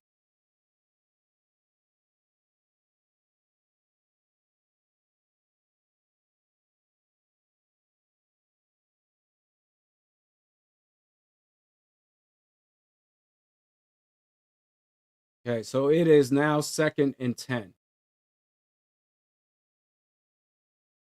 Handoff. Mason cuts left.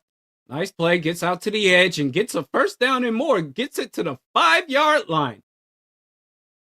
Nice run.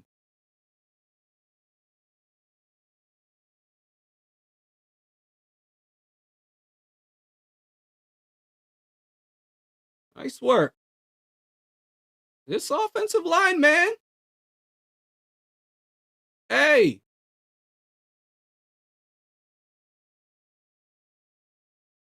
Can Blake Brandel be a legit center? I mean, we'll take what we got right now. I don't want to get too far ahead of myself. Because oh, that's easy. Josh Oliver. Bam. Ooh. All right, so it's going to be second and goal at about the 3-yard line. I figured that Oliver just got it over the hand of the defender. I figured that Josh Oliver would be able to run it in there, but that's a great tackle.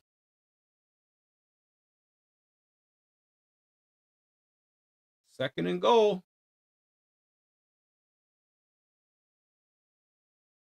Handoff. Mason. That's going to be a touchdown. Hey, we might have an offensive line with Joe Huber and Blake Brandel. We might need to have a conversation about it.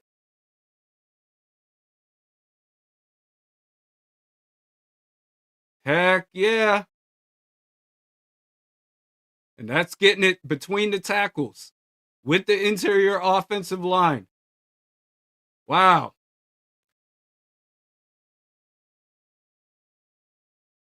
Kick is up. Kick is good. The Vikings, they have the lead. 14-10. Have they discovered something about this offensive line? Normally, I would say, well, it's one game, whatever. Against this defense, this is very impressive, man.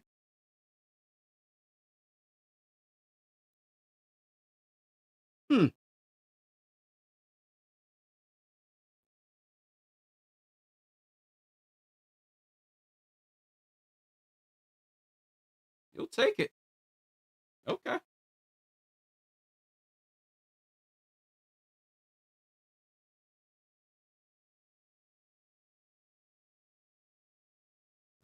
Look at us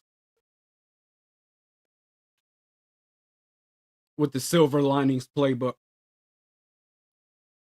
You're in the lead, and you may have found something with the O-line. Obviously, not just in school. That's not a long-term thing. But, you wait for Brian O'Neill to get healthy. And let me find out. So, and Donovan Jackson to get healthy still. But,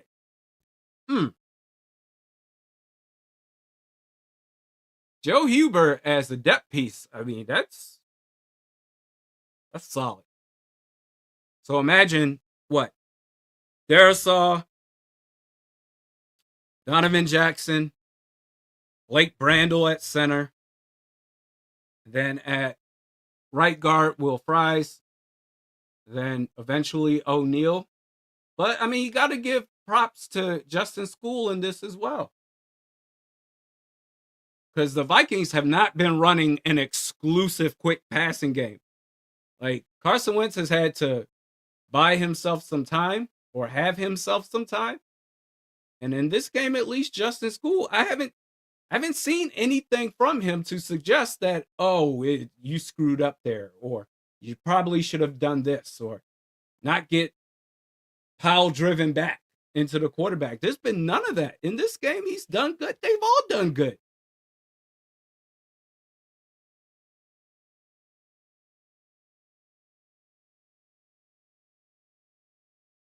Yeah, Rex, he's been playing better on the right. Absolutely, for sure.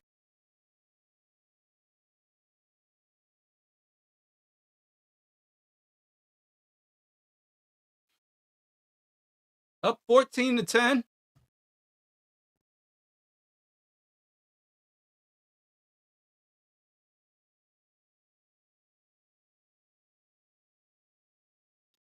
Micah Cedars, it's odd for KOC to be phenomenal at coaching quarterbacks, but at the same time, horrible calling plays with those quarterbacks.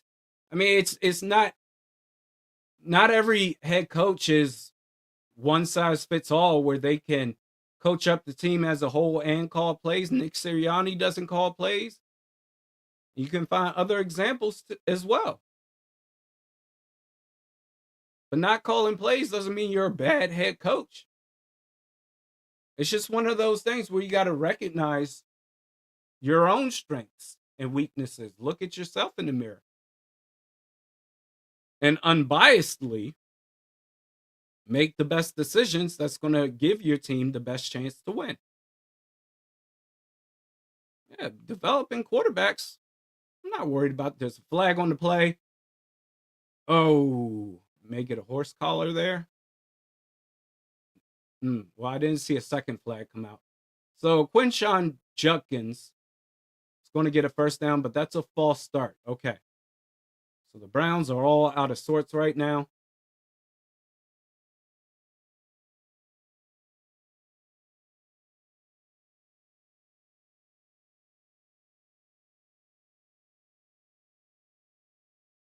Yeah, but I've always said this about KOC, man. Put a quarterback in front of him, and if you can't play well, that's more of a you problem than a KOC problem. Oh, it's an illegal formation?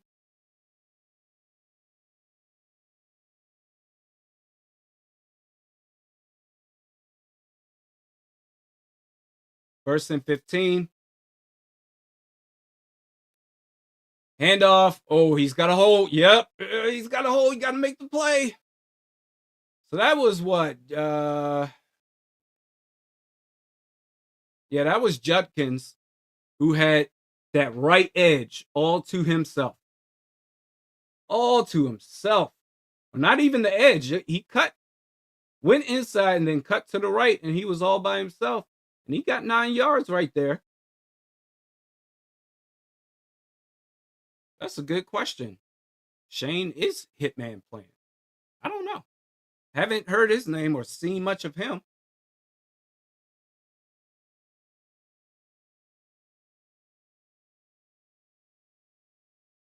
Handoff.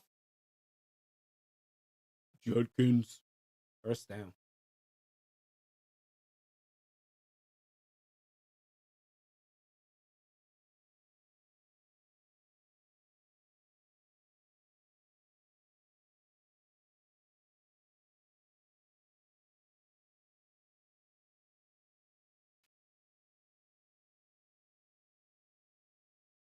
So you got first and 10.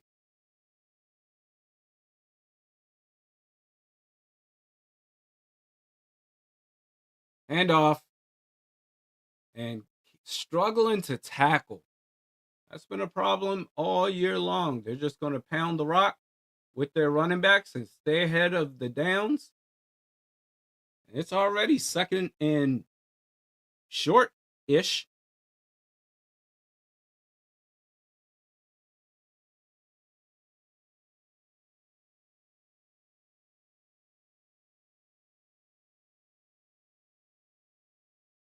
Just about not even just about. They're at midfield, second and 3. Of course, they're going to hand it off right there. Why wouldn't they? And miss tackles again. This is crazy. That's going to be another first down. And so if they, recognizing it looks like Stefanski is recognizing that, all right, the run game is our strength. We need to stay ahead of the downs with the run game. And if they can't make the tackles, that's on them. Instead of putting the pressure all on their rookie quarterback, Dillon Gabriel. And so far this drive, they are tearing the Vikings up.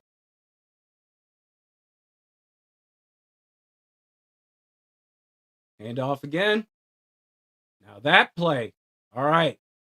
That was Bo Richter after about a 2.5-yard gain from Jerome Ford. They bring Judkins back in.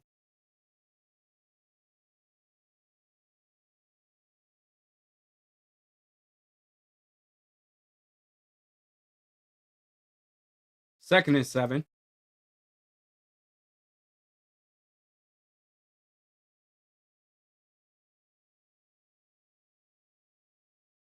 You got a wide open, and that's this defense, man. Bend but don't break all the time. Nobody was on that side. Nobody. Well, that was all right. So if we're going to be fair, that was Bo Richter's edge, and he committed too far. But then again, I don't blame him either. Dillon Gabriel, if Bo Richter dropped back to that playmaker, then Dillon Gabriel would have took off himself. But oh my God, Grenard, another almost sack. Another almost sack, but couldn't get it done. Oh, man.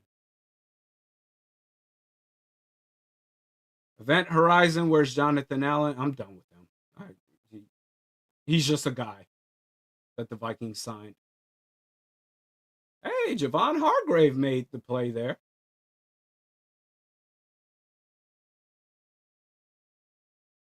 Was that Ivan Pace that just got leaped over to? What a horrible year for him. And off. All right. Well, they're going to make it 3rd and 1.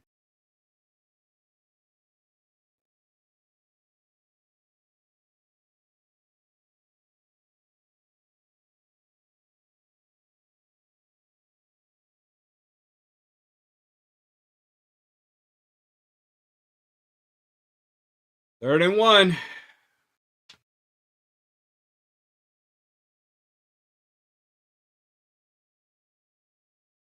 Ten seconds to get the playoff. Big third down here. Hand off. And whoa! Oh! Oh! No! He was tackled behind the line, damn it! And I think that was Jonathan Allen. I think that was Jonathan Allen and Eric Wilson. And they're going to go for it.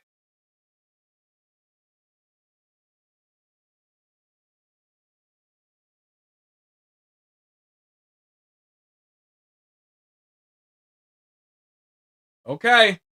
This is a big down. Big down. 4th and 1.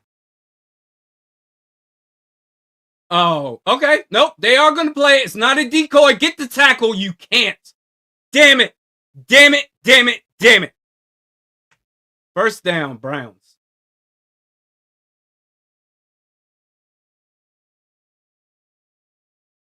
Man.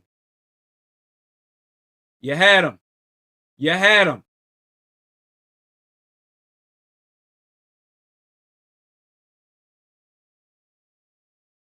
First and goal.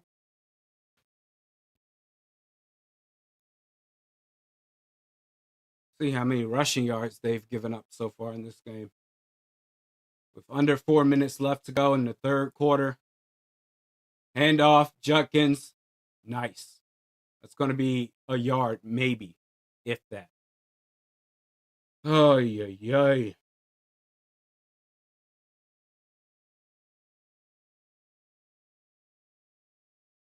Cleveland rushing.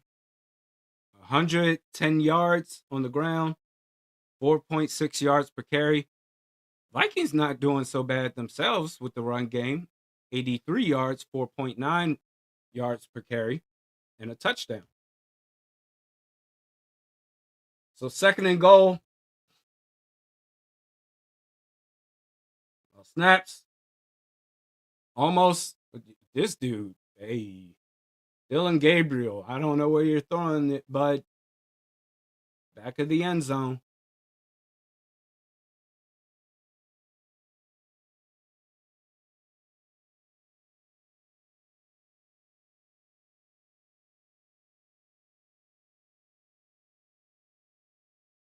Oh, I'm also tired of the almost made sacks, Isaiah.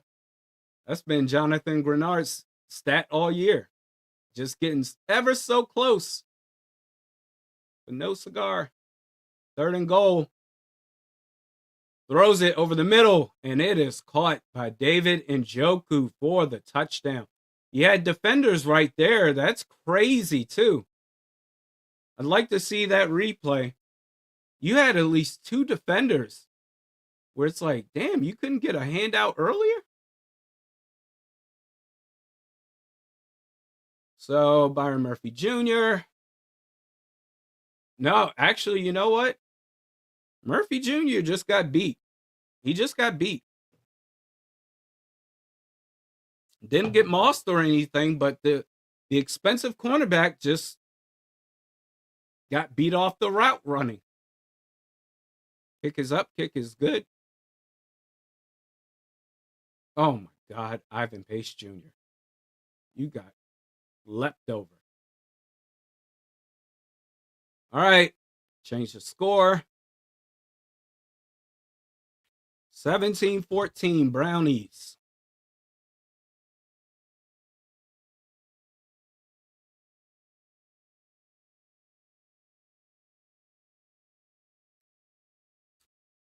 Hey, man.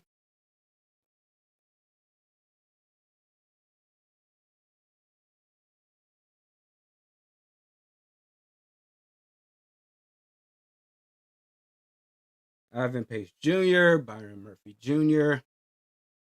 Just a bad drive.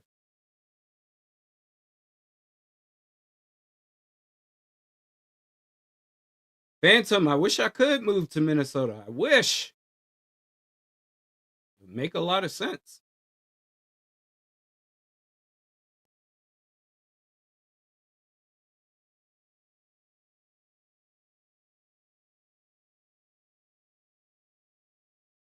Game's not over. Plenty of game left.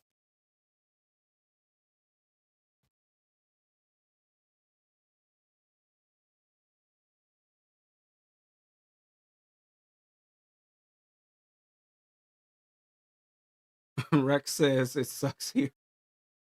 Why does it suck over there?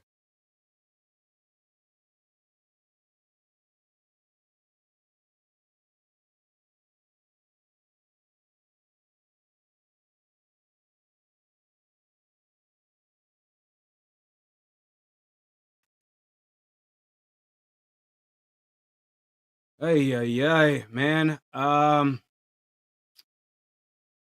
It's not over by any means. You still have still 3 minutes in the third, and you have all of the fourth. So if the offense can just get moving, get grooving, just keep things alive, and then the defense, if they can get one stop, the Vikings should be able to win this game.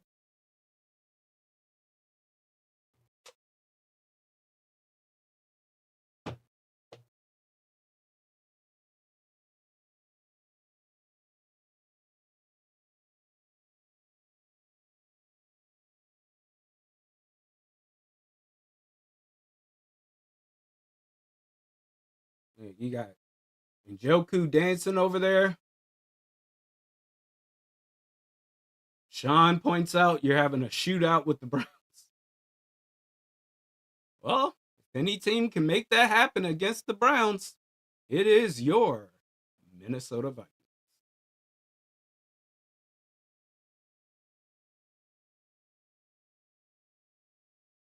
The kickoff is returned to the 25-yard line.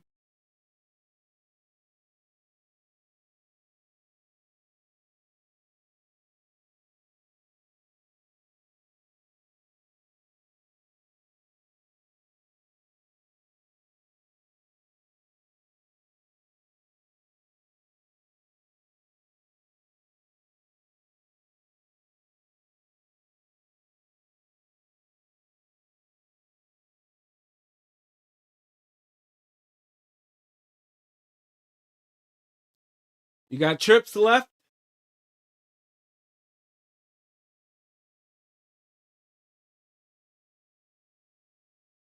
Like Brando, how you looking? Nice rep. He got sacked anyway. That was on the Justin School side? Was that his let up? Yep. So, ladies and gentlemen, there is Justin School. He has arrived to this game. Gave up the sack right there. Okay. Again, the quick passing game. What happened to it? Why are we trying to? And again, behind the downs to start, that is just the most glaring issue. And then you're in a third and long situation this quickly. Probably going to end up being a 3 and out. Jordan Mason is on the ground, struggling a bit.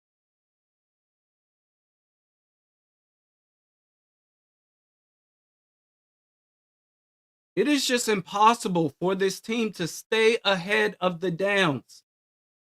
Impossible.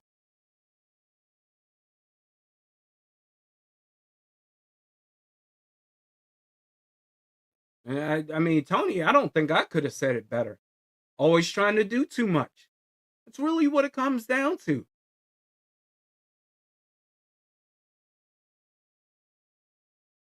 That's the frustrating thing about this team. And specifically the play calling. They're just doing too much. Sometimes you need to just stick to the basics and just move the football instead of trying to move the football with razzle dazzle. Just play football. Gosh. Jordan Mason is hurt. Sure, we'll get updates on that.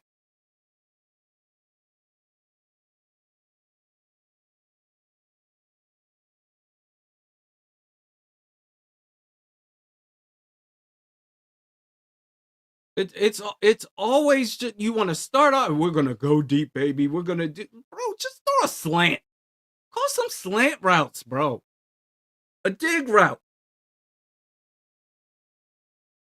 a 5 and out. Like, how do you see this every week? And then say, you know what? I'm doing a fantastic job calling these plays, baby. I tell you what.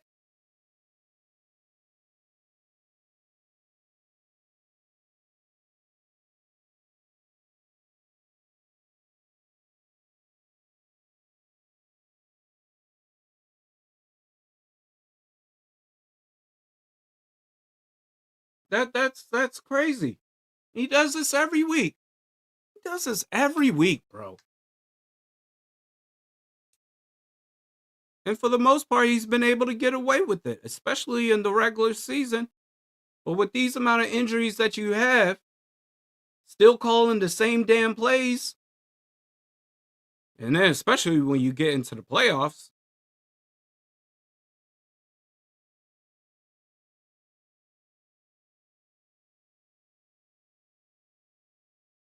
It's like it's almost like with his stubbornness that KOC is just like Zimmer, just a nicer version of Mike Zimmer.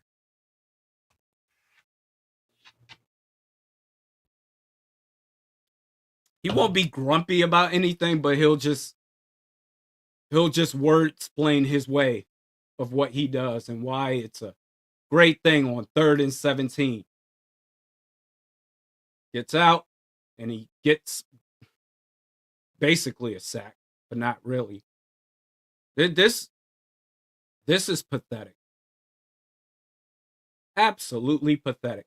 This man came all the way, Myles Garrett came all the way from the left side to get around and make his presence known on the right side.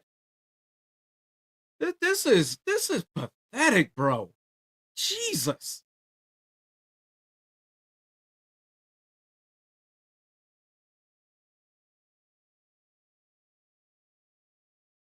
There's a flag on the play. See what it's about. They're going to let the ball roll to about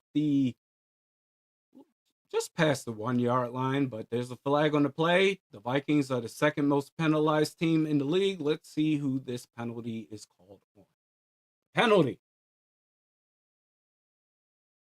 on the receiving team. That is just fantastic.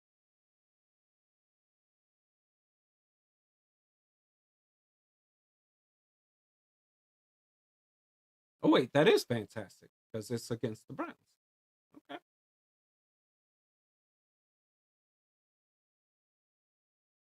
This man, not Mike Zimmer. I think that's the best description for him. Man, if we ain't completing 25-yard plays in the passing game, we ain't completing nothing. Wow.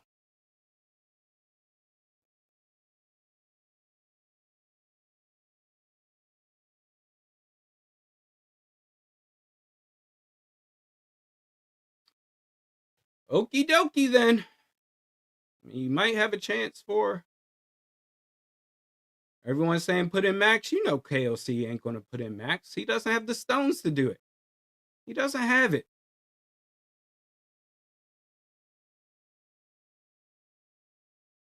But not only that, I mean, you're still within 3 points. You can still technically win this game. You're competitive enough in spite of the terrible play calling, which he does all the time. I've never seen somebody, actually, no, that's a lie. The last head coach, those two guys, the last head coach and this head coach, outside of them, I've never seen in my life people that are so stubborn that do the same damn thing and goes against the results that they're trying to get, the goals that they're trying to achieve, and they stick to the same damn thing and wonder why nothing has changed. Oh my God. Nothing but fly routes. Huh? Nothing but flies and deep post patterns.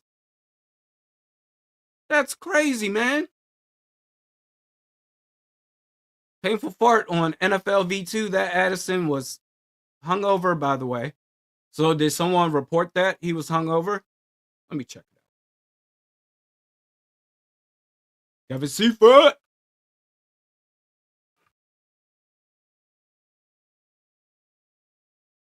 Give me something.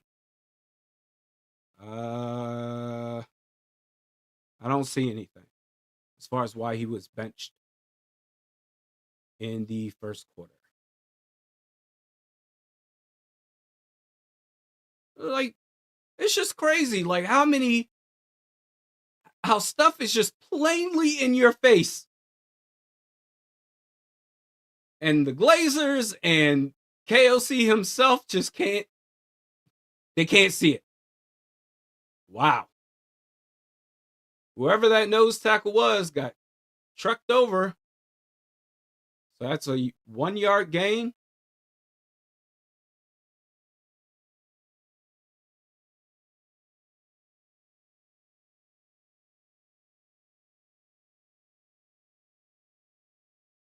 You got 30 seconds and counting in this third quarter. 2nd and 8. And you know they're going to run it. I don't believe they're going to attempt some trick play here. They just want to play it safe. So be ready, man. Hand off. And be ready, I say. What were they on that second down? Not ready. Is they're like a yard away from a first down. That's wild. That's wild, man. That's wild.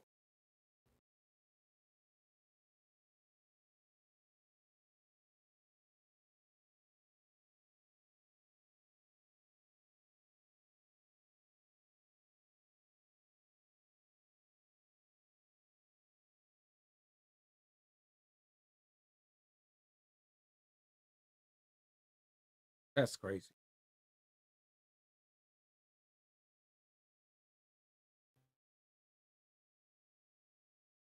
All right. Chance for a safety has passed.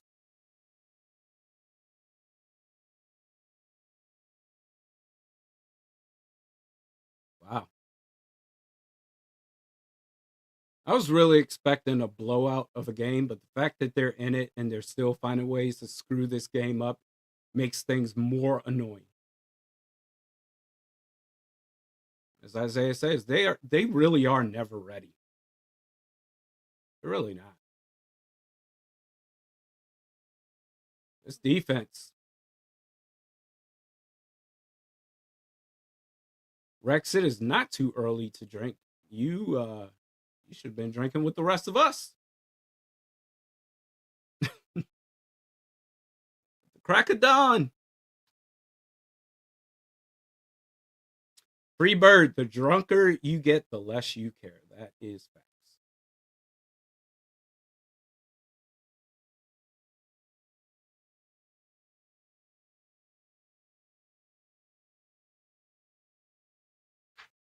Ay, ay, ay.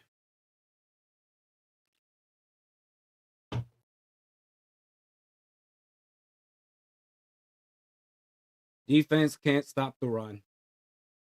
Browns so far, I think our last last counted for 110 yards rushing. Oh, that was because of the last drive. Well, now because of this drive, they're at 119 for 31. For 31, man. This telling you, 3-point game. It's like, all right, what are the Vikings about to do to screw this up? Because that's what they do.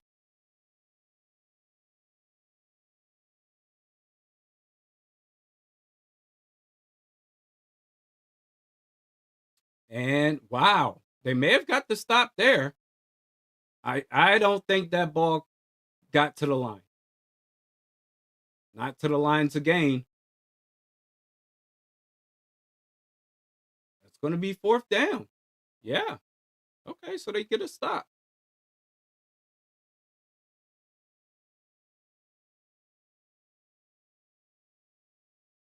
Okay.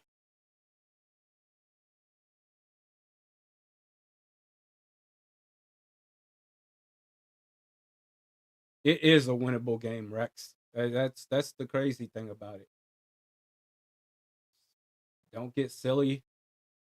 Don't commit penalties. Don't draw penalties. Now, that's a great position to be in. Miles Price gets past the 50, close to the 40, at about the 43-yard line. Past midfield.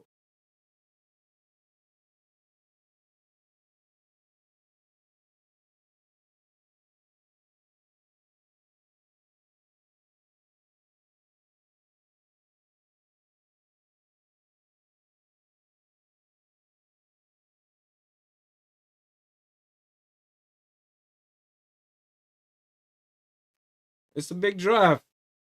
Down 17 to 14.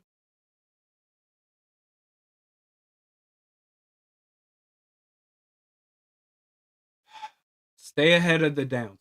Let's see specifically what he calls here. 1st and 10. All right. Hand the ball off. Damn. O-line got beat to smithereens right there. They got the brakes beat off of them.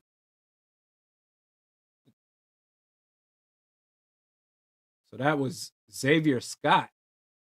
Oh, because Jordan Mason is hurt. That's right.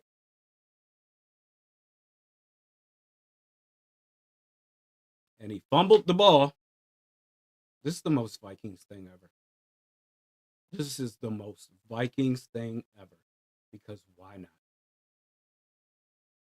Did the Browns recover that? There's a flag on the play.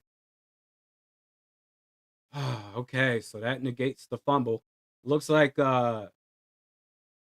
a personal foul. I'm not sure where that occurred at, but it's against Cleveland. Vikings maintain possession.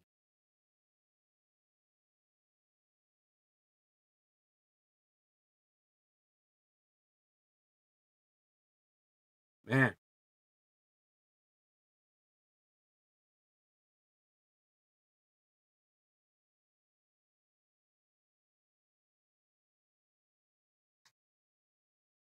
Tough play by the O-line right there.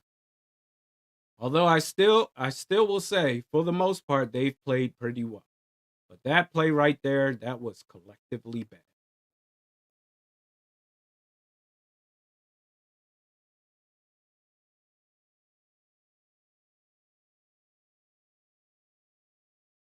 Oh, it's after the play? It's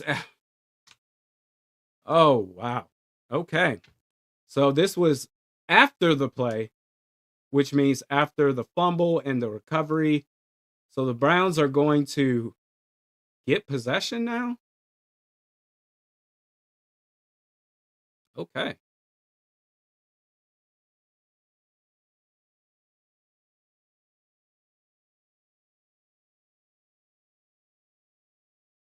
Mm. Well then, that changes everything. Did not realize it was a penalty after the play. So changes nothing. The Browns, they get the ball back. This team, man. And ain't nobody gonna hold leadership accountable. Like, no one's ever gonna do it. Like all the previous years where I'd be all like, it's not there anymore. Because I know how this organization operates. I know how the media operates.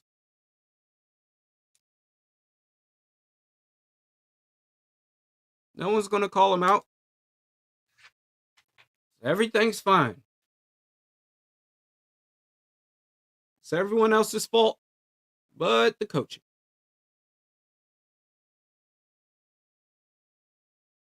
Poor KOC. Poor Zimmer. Gotta deal with this stuff. It's never on them.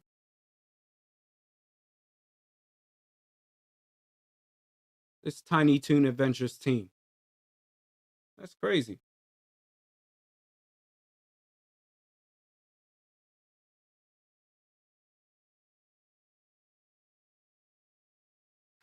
So 1st and 10, Cleveland at their own 30. Gets pressure, and that's incomplete.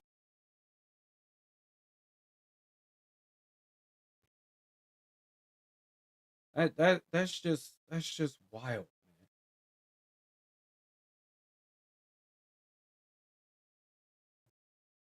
You see this week after week after week.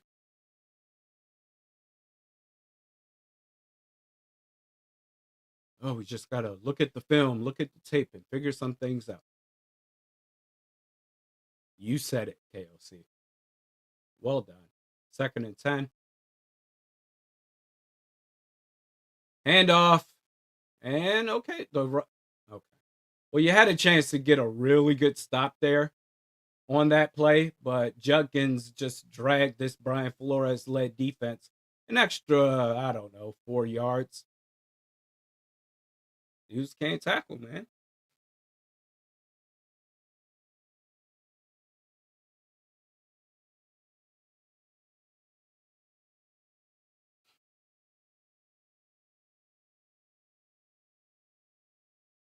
Third and 4.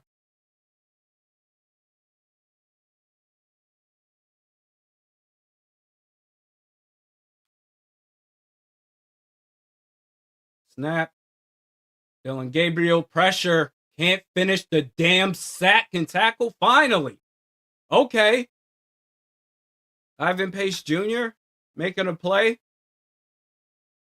I'm about to say, man, if he escapes out of that, another almost sack for a big play would have been heated. Ivan Pace made the stop there. Grenard, man, this dude should be sponsored by Butterfingers. Gets right there and just can't finish the play. 4th and 6. Easy come, easy go. Vikings get the ball back. Gonna go out of bounds around the 15, maybe around the 17-yard line. You can't, the way this game been going, you can't lose this game, man. You lose this game, man.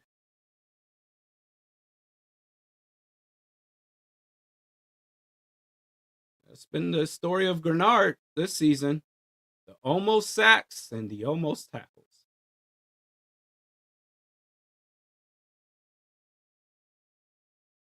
Now it's like, okay, yeah, the Vikings, they get the ball back. Now it's like, all right, let's pay it just like we did last drive.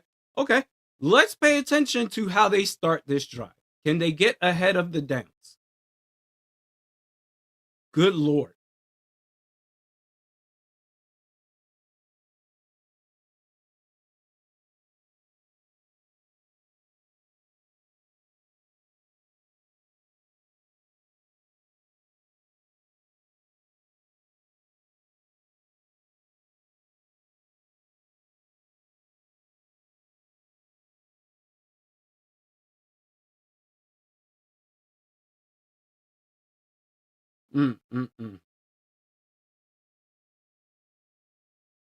Mighty Wentz will come through.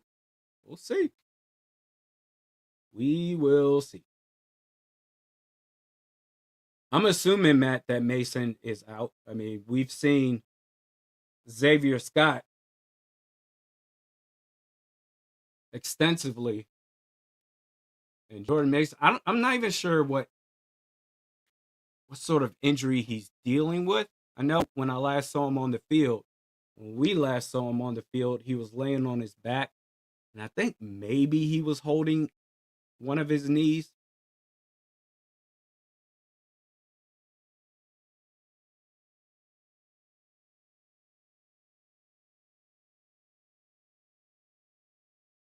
But yeah.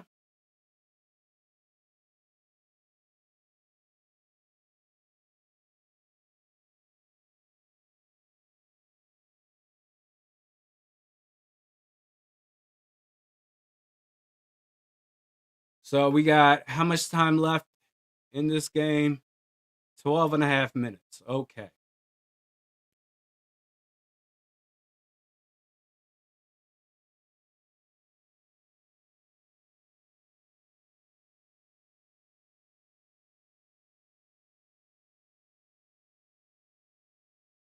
Blood Eagle Smeagol, no idea what caused the first quarter benching of Jordan Addison.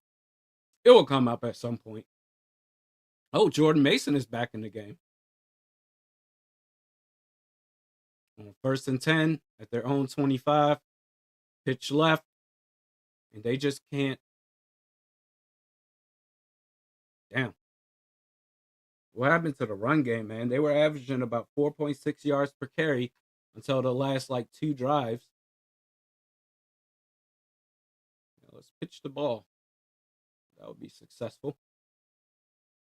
So that was 2nd and 10.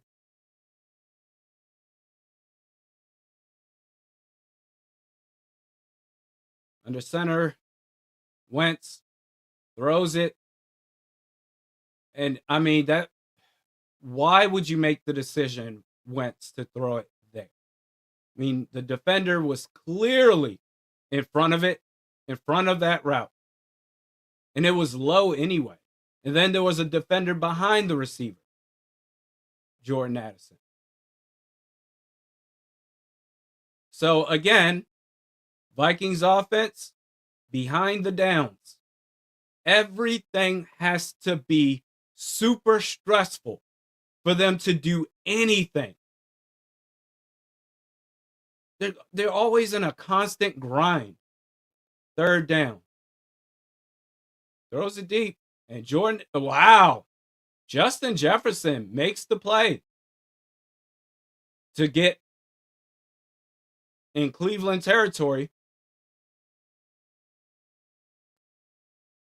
Wow. Yeah, I mean, he made that play. Past midfield. It's going to be a 1st down. And you better thank your lucky stars that you got a guy like this on your team that has the ability to save you once in a while if need be. Quick pass to Jefferson again. And what do you know? Like, I feel like we've gone so much in this game where Jefferson is just not even hurt from. It's like they're not even going after him. But that's back-to-back plays. 2nd and 5. Got Walter Rouse out there.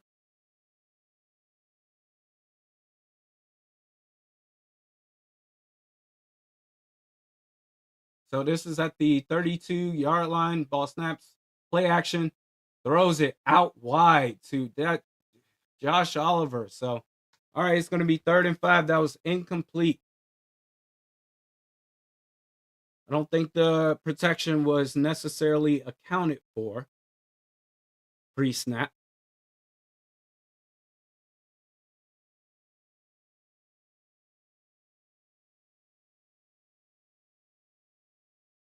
So, okay, man, don't settle either. Like, Will Riker can make that field goal from that spot. Like, go for the 1st down, be aggressive here. Ball snaps. Carson Wentz. Oh my God. Oh my God. Quick passing game. What happened to it? You knew this D line, eventually they're going to make plays. What are we doing here? And why is nobody in the middle of the damn field? Jesus. God. KOC, you suck. You effing suck at this thing. Gotta have someone underneath in the middle to be the safety blanket, the dump off. Will Reichert, the kick is up, and it's bad.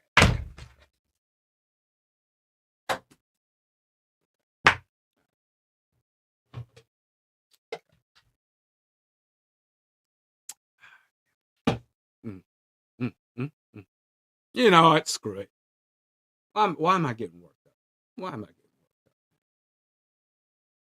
worked up? Sean Brown, I ain't jinxed nothing. These some grown ass men that play pro football, get paid a ton of money. There was no, if Randy didn't say Will Reichert can make that kick, if he didn't say it, he would have made that kick. Nah, these some grown ass men. This team just sucks. That's what it is. Y'all ain't gonna put this on me. Oh, the team is sucking ass because Randy talked too much about how they can do this and do that. Nah. If anything, I feel ashamed that I thought they could make these basic ass plays.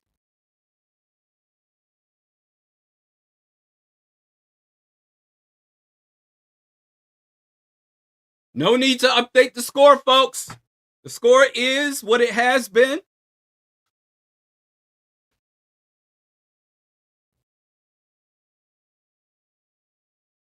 Trying to put this on me. Shoot.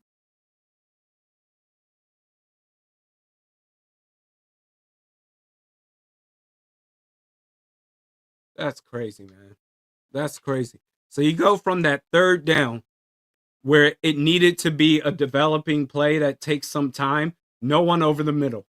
And then, like last week, when you needed someone outside on the outsides to get out of bounds, make the catch, get out of bounds, because you had no timeouts remaining, you have everyone in the middle. But when you need someone in the middle, you got everyone on the outside. Hey, you know what? KOC's the GOAT. He's the GOAT. He's a genius.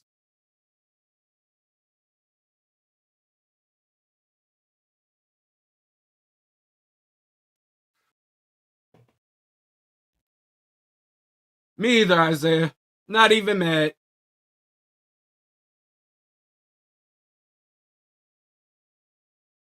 Not even mad. This is just what they do. This is what they do.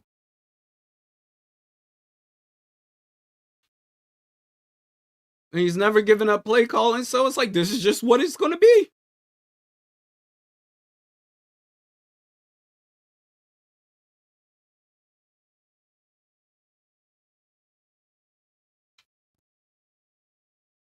First and 10. Handoff. Judkins. Hey, they make a play. Actually behind the line of scrimmage, except there's a flag. There's a flag on the play. On the offense. Okay. Adrian Hawk was open on a quick pass. That was for him. I did see that he was on the right side of Carson Wentz's vision, but because of the pressure, that was the only one he had in the middle. Should have had someone else on the left side as an option in the event that on the right side, where you get pushed out to the left side, in which case that happened right there, you would have a second option. But he had no option. First and 20.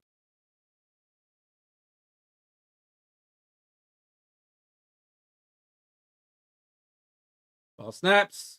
Now you're in a situation where, well, makes the play to David Njoku.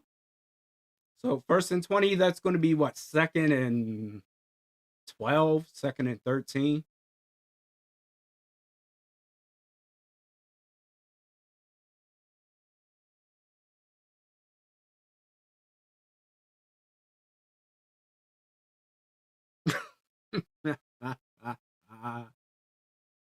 What time am I going quail hunting with this jacket? I like this jacket, man.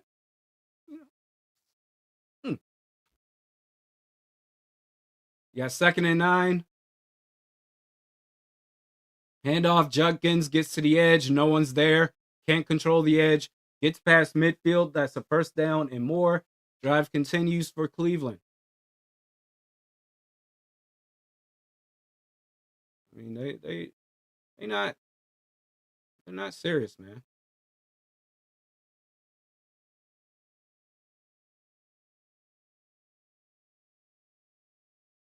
Tony says, okay, I think I need a drink already. You haven't been drinking this whole time? You've been raw dogging this game sober? Good for you. Play action, outside. Like, okay. Here's something that I've noticed that somehow Brian Flores has not noticed. Is that the Cleveland Browns, they almost exclusively try to make plays on the outside. That's what they try to do. And yet, play after play, there's barely anyone there. Now, that time they were there. But it was more so the reason why that play wasn't made is because in Njoku, it was a bad pass. But the edge control has been terrible. They hand the ball off. 2nd and 10. Judkins for about 4 or 5 yards.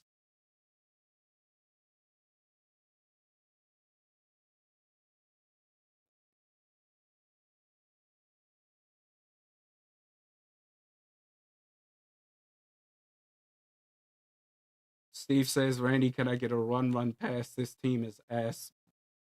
Please. Ass verse? What's ass verse? 3rd and 7. Ball snaps. Gabriel, it's not going to be there. Yeah, he took some contact as he was throwing the ball, and that's incomplete. So the Vikings offense, how many chances are you going to get, man? 3-point game forever. How many chances are you going to get? Stop blowing these opportunities.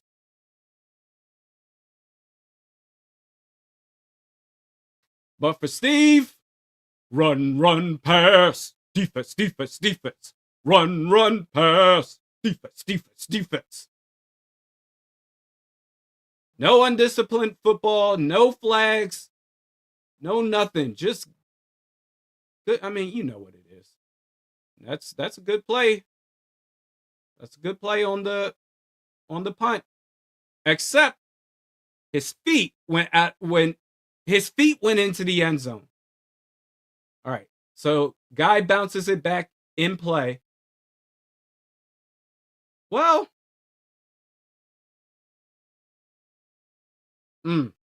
actually, I don't know. So from this replay, it's feeling it. He slides. Does that foot that goes in late, does that count for a touchback? Because technically the knee was down long before the foot hit the end zone. Whatever.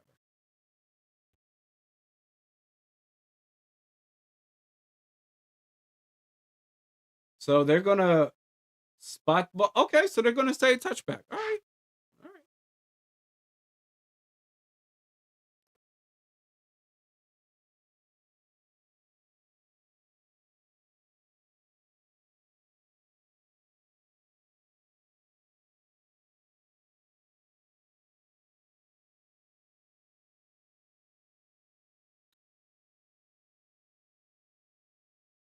All right.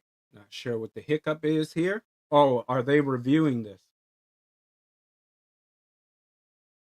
to see if it's a touchback? Or, I mean, from that, if we're going from that angle, that's clearly a touchback. Dude's foot is smooth on the white line. All right, so it's a touchback. Handoff, Jordan Mason gets out to the right side. Gets about 4 yards right there.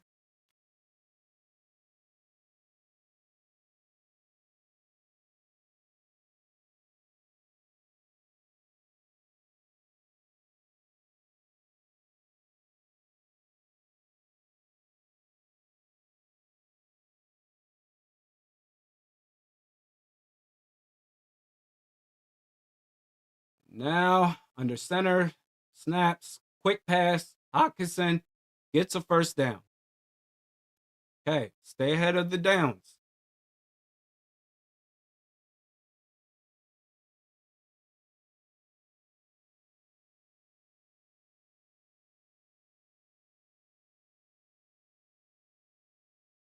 So it looks like, all right, who's playing left tackle right now? So to give a quick update, something I saw from Kevin Seifert, Christian Darrisaw is not hurt. He's just, this game, it was designed for him to be on a pitch count. So the snaps that was planned for him, he's reached it. So I'm not sure who's playing left tackle right now. Or maybe it's Walter Rouse. I'm not sure. So pass to Jordan Addison. He makes the catch. Quick pass, that's what I'm saying. 2nd and 5. Get the quick passing game going.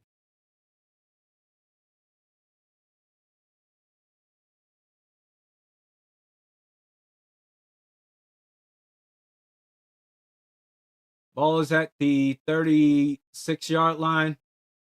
Handoff. Nice room. Jordan Mason, nice room. Keep going. Gets past the 50. Gets to the 45. Nice work.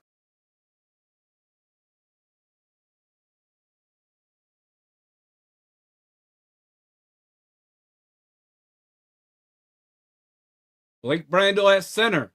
Nice rep. Held on just long enough. What?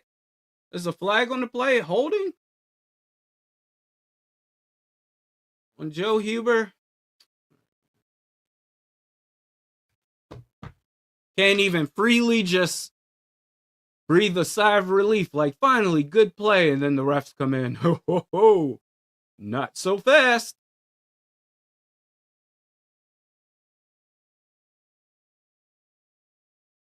I mean, they called that a holding.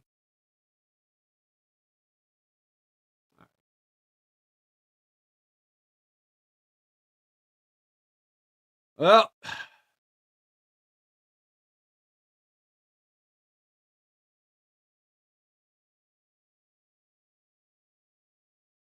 what Kella says, does anything positive ever happen for us? Last thing I can think of is the Minneapolis Miracle.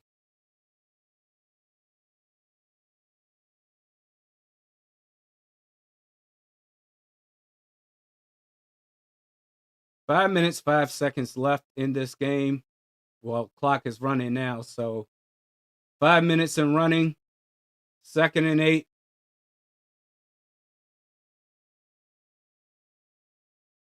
Snaps, pressure got there. TJ Hawkinson gets tackled behind the line.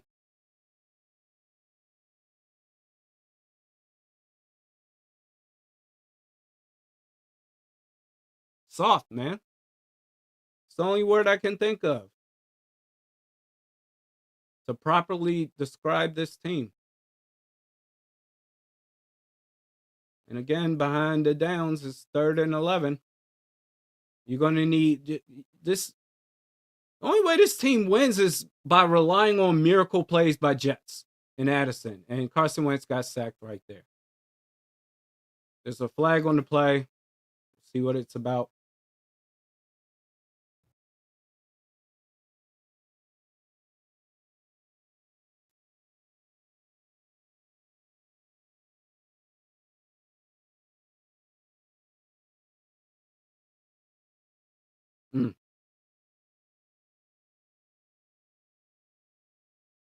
Browns look happy, so I'm guessing the flag is on the Vikings. It is.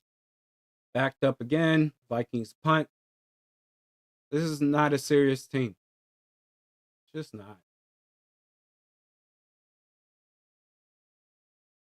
3:27 left to go in the game. Scratching and clawing to beat the Cleveland Browns. That's where we're at in life.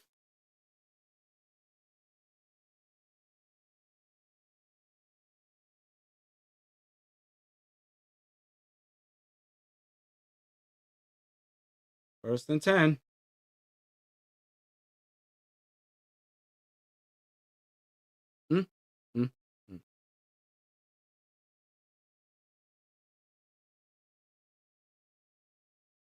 Yeah, that's a good question. I mean, how many 3-and-outs are you gonna commit to for, I guess, making a change at quarterback? KOC, man, it's that I'm not gonna. Y'all know what it is. KOC does not have the stones to make a move like that at quarterback. Where, all right, you're not playing well, we'll put in someone else. Because you want to maintain that locker room culture above everything else, even if it means over wins. But also, his like, what? Why are we calling a screen? What was that on 2nd and long? Like a quick dip off to T.J. Hawkinson.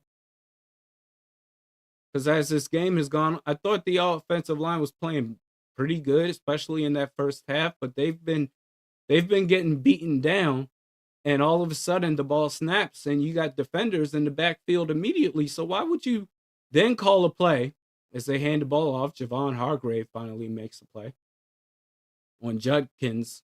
That's going to be a loss.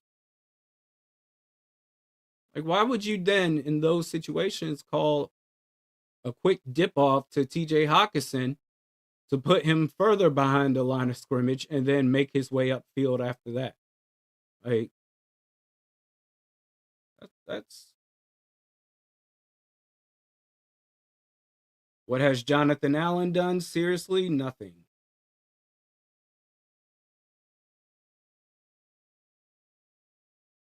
Dumb white guy, he's in acceptance mode. Hate to say it so early, but I'm already in acceptance phase for the season. I mean, this is Vikings football.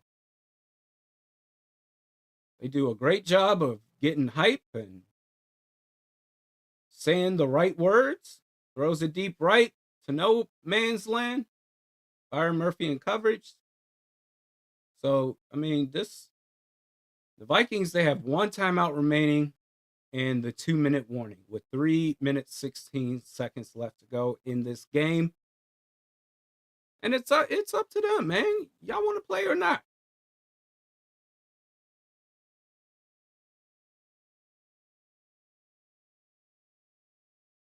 So, I mean, they've given you every opportunity. You're supposed to be an offensive guru. They've given you every opportunity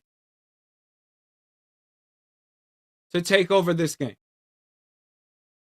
And y'all, they just. So, the Vikings offense, this is likely the last one. It's going to start around their own 18-yard line. That's all right, though.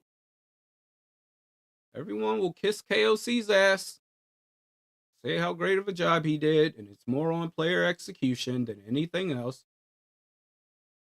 This offense has just been Justin Jefferson, just throwing him the ball deep.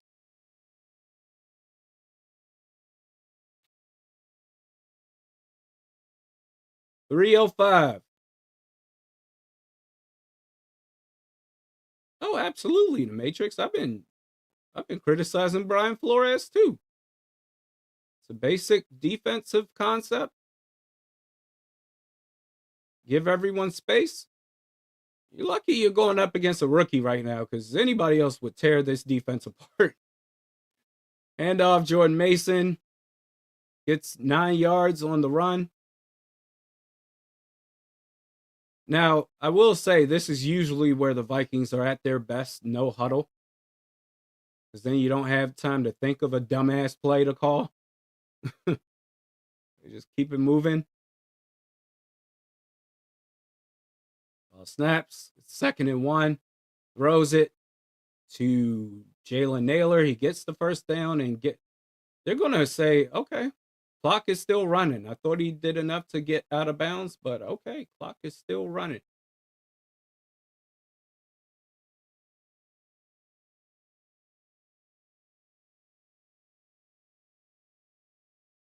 Got good protection. Gets it off to Hawk for about 5-6 yards. And unless, they're not going to get a snap off before the 2-minute warning.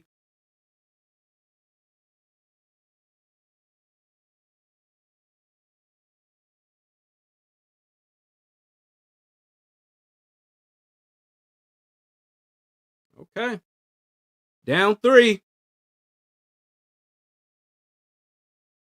All right. Take a pee break. Haven't taken one all season long for these live streams yet, but taking a pee break right now.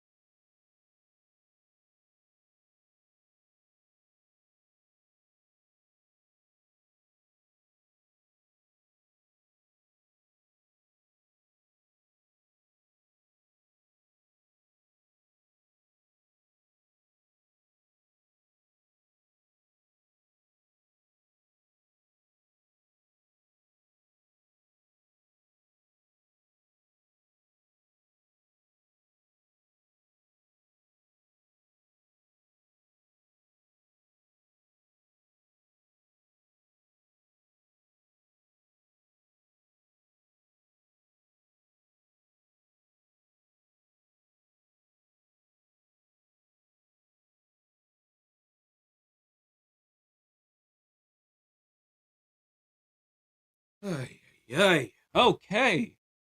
Where are we? Still 17-14. Not back from the 2-minute warning yet, are we? All right. Well, it's now or never. This is the drive where you got to do something.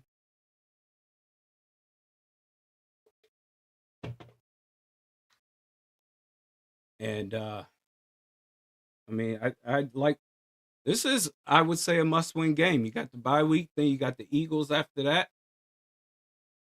It's going to be tough sledding. Schedule gets harder and harder. Baba Jinx says, bring back McNabb, a.k.a. McSlab. 2nd and 4.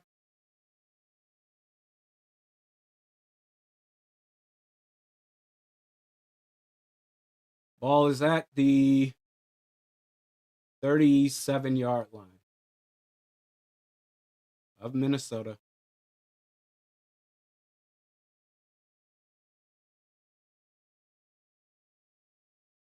Ball snaps, throws it over the... There you go! Over the middle! Look at... Hey, come on! Give it up for KOC. That was the perfect play.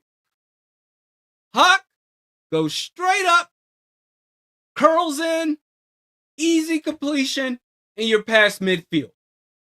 Not everything has to be complicated. Carson Wentz throws a deep right. Justin Jefferson. Oh my God. We are not worthy of this dude. This man makes one hell of a play.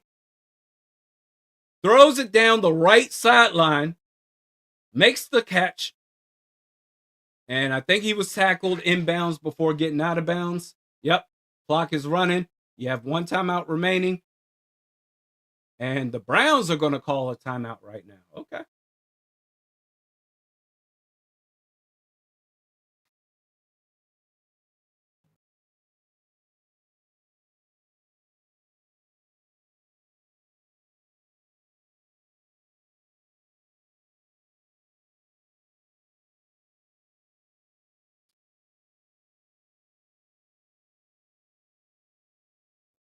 But that Hawkinson play, that, hey, do more of that. Sticker says KOC is still ass. One play doesn't change everything. One play does not undo all the wrong. Empty set. Ball is at the 28.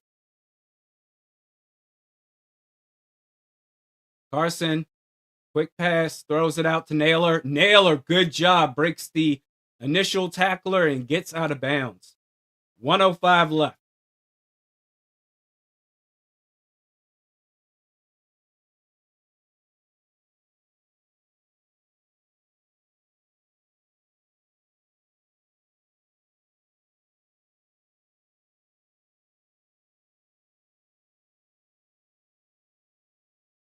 2nd and 5.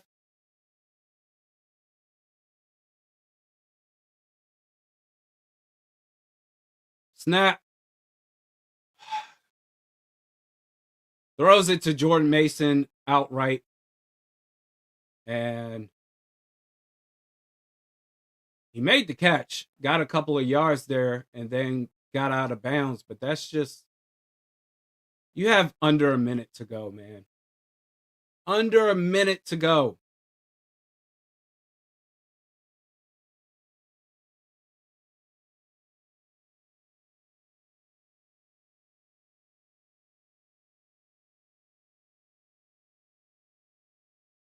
So it's going to be 3rd and 3. Worst case, the way that it's been going is that you go for a field goal and Will Riker makes it. But ideally, worst case scenario, you make the field goal, you tie the game up and go into overtime. But, I mean, you want to obviously try to win it here.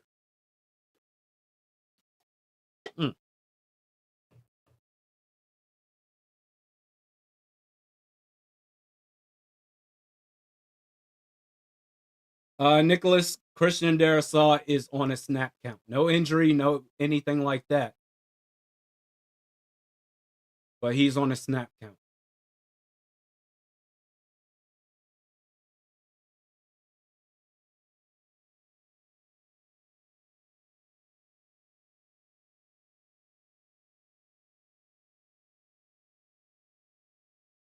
They're trying to see if he was technically tackled inbounds to keep the clock running.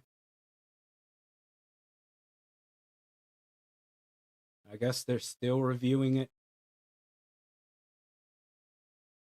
So it's funny because at first it was like 57 seconds left. Now it's 59 seconds on 3rd and 3.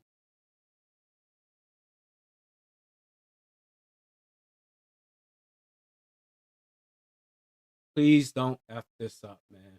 Addison, the motion man, play action. You got a wide open, nice play, Jordan Addison. That's going to keep the clock moving, but you get a first down. And are you going to use this last timeout? I mean, guess you might as well. Unless, I don't think he got out of bounds, though. He definitely didn't. So use your last timeout here, because then that right now, they're saying he went out. Okay. I guess we'll take it. We'll gladly take it. I thought he was tackled in bounds, but all right. Oh, Browns timeout. Okay. Oh, they have no more timeouts remaining. Okay. I was about to say, if the refs are going to be dumb across the league, they might as well be dumb for us too. But they used their final timeout. I don't know why Cleveland would do that in this situation.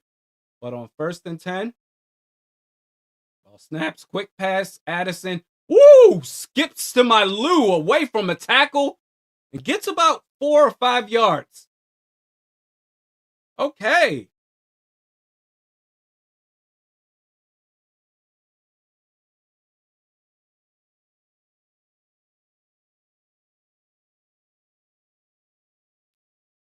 Oh, you may have gotten away with a false start there. And touchdown! Wait, are they not going to call it? They're not going to call it. Yo! We got away with one? Okay. Jordan Addison missed the whole last quarter. Oh my gosh. Wow. Really? So Jordan Addison, ladies and gentlemen, on what I swear I saw a false start by whoever's playing left tackle right now. They didn't call it. Touchdown Vikings.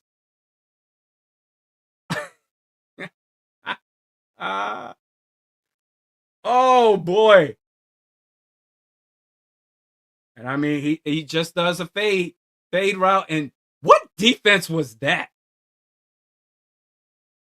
That corner let up. Was that Denzel Ward who just let up? That must have been some sort of zone defense. That was terrible. But we'll take it. Did we win, Tyler? Not yet. Just don't do anything dumb. That was an awful defensive play call for that moment. But that's not our problem. Not our problem.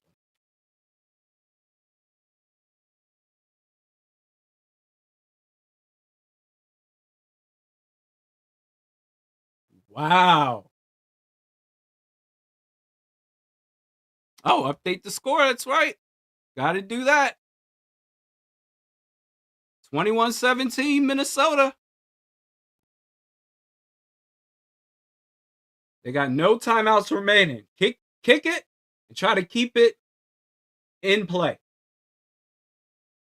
Yep, they do. They field it. Gets close to the 30-yard line on Cleveland's side.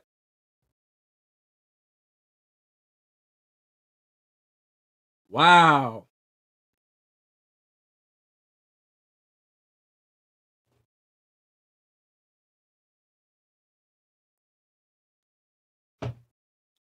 Are the Vikings going to end up winning this game? After all the soap opera drama that got us to this point?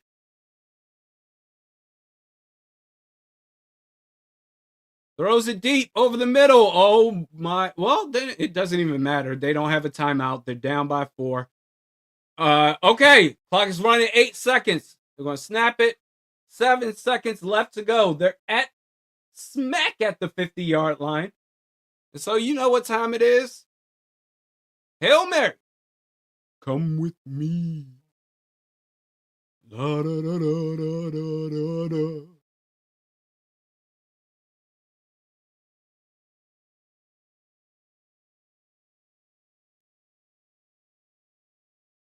Okay, man.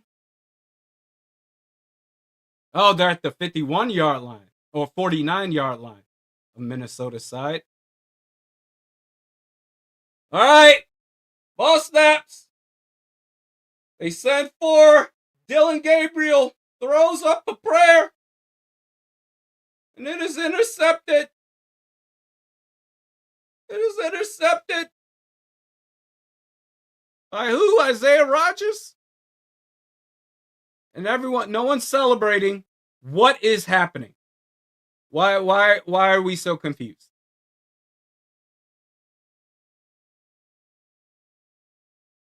What?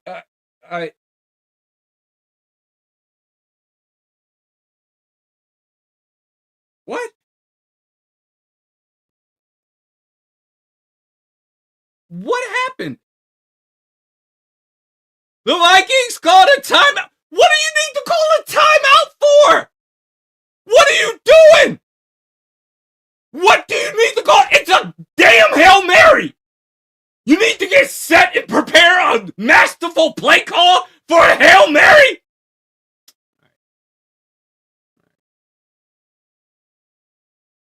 Who are you mouthing off to? That was a dumbass timeout. Oh, boy. Okay. All right. Okay. All right, man. Yo, if this comes back and bite us in the ass and they make this play,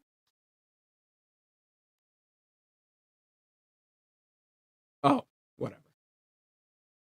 Oh, he got tackled in bounds. That game is over. Well, thankfully, the Vikings win in spite of KOC trying to give Cleveland another opportunity. My gosh.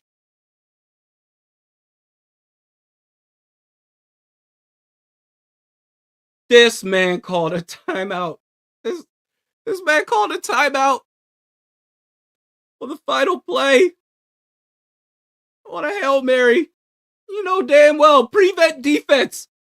Well, we gotta have a whole meeting about it. Vikings win. That's oh, okay. Vikings win. That's why does it always have to be this way, man? Just win the game outright. No drama. Okay. Vikings win by a final score 21-17. They move to 3-2 on the season, heading into the bye week before having to face the Philadelphia Eagles. Ladies and gentlemen, post-game vid coming up.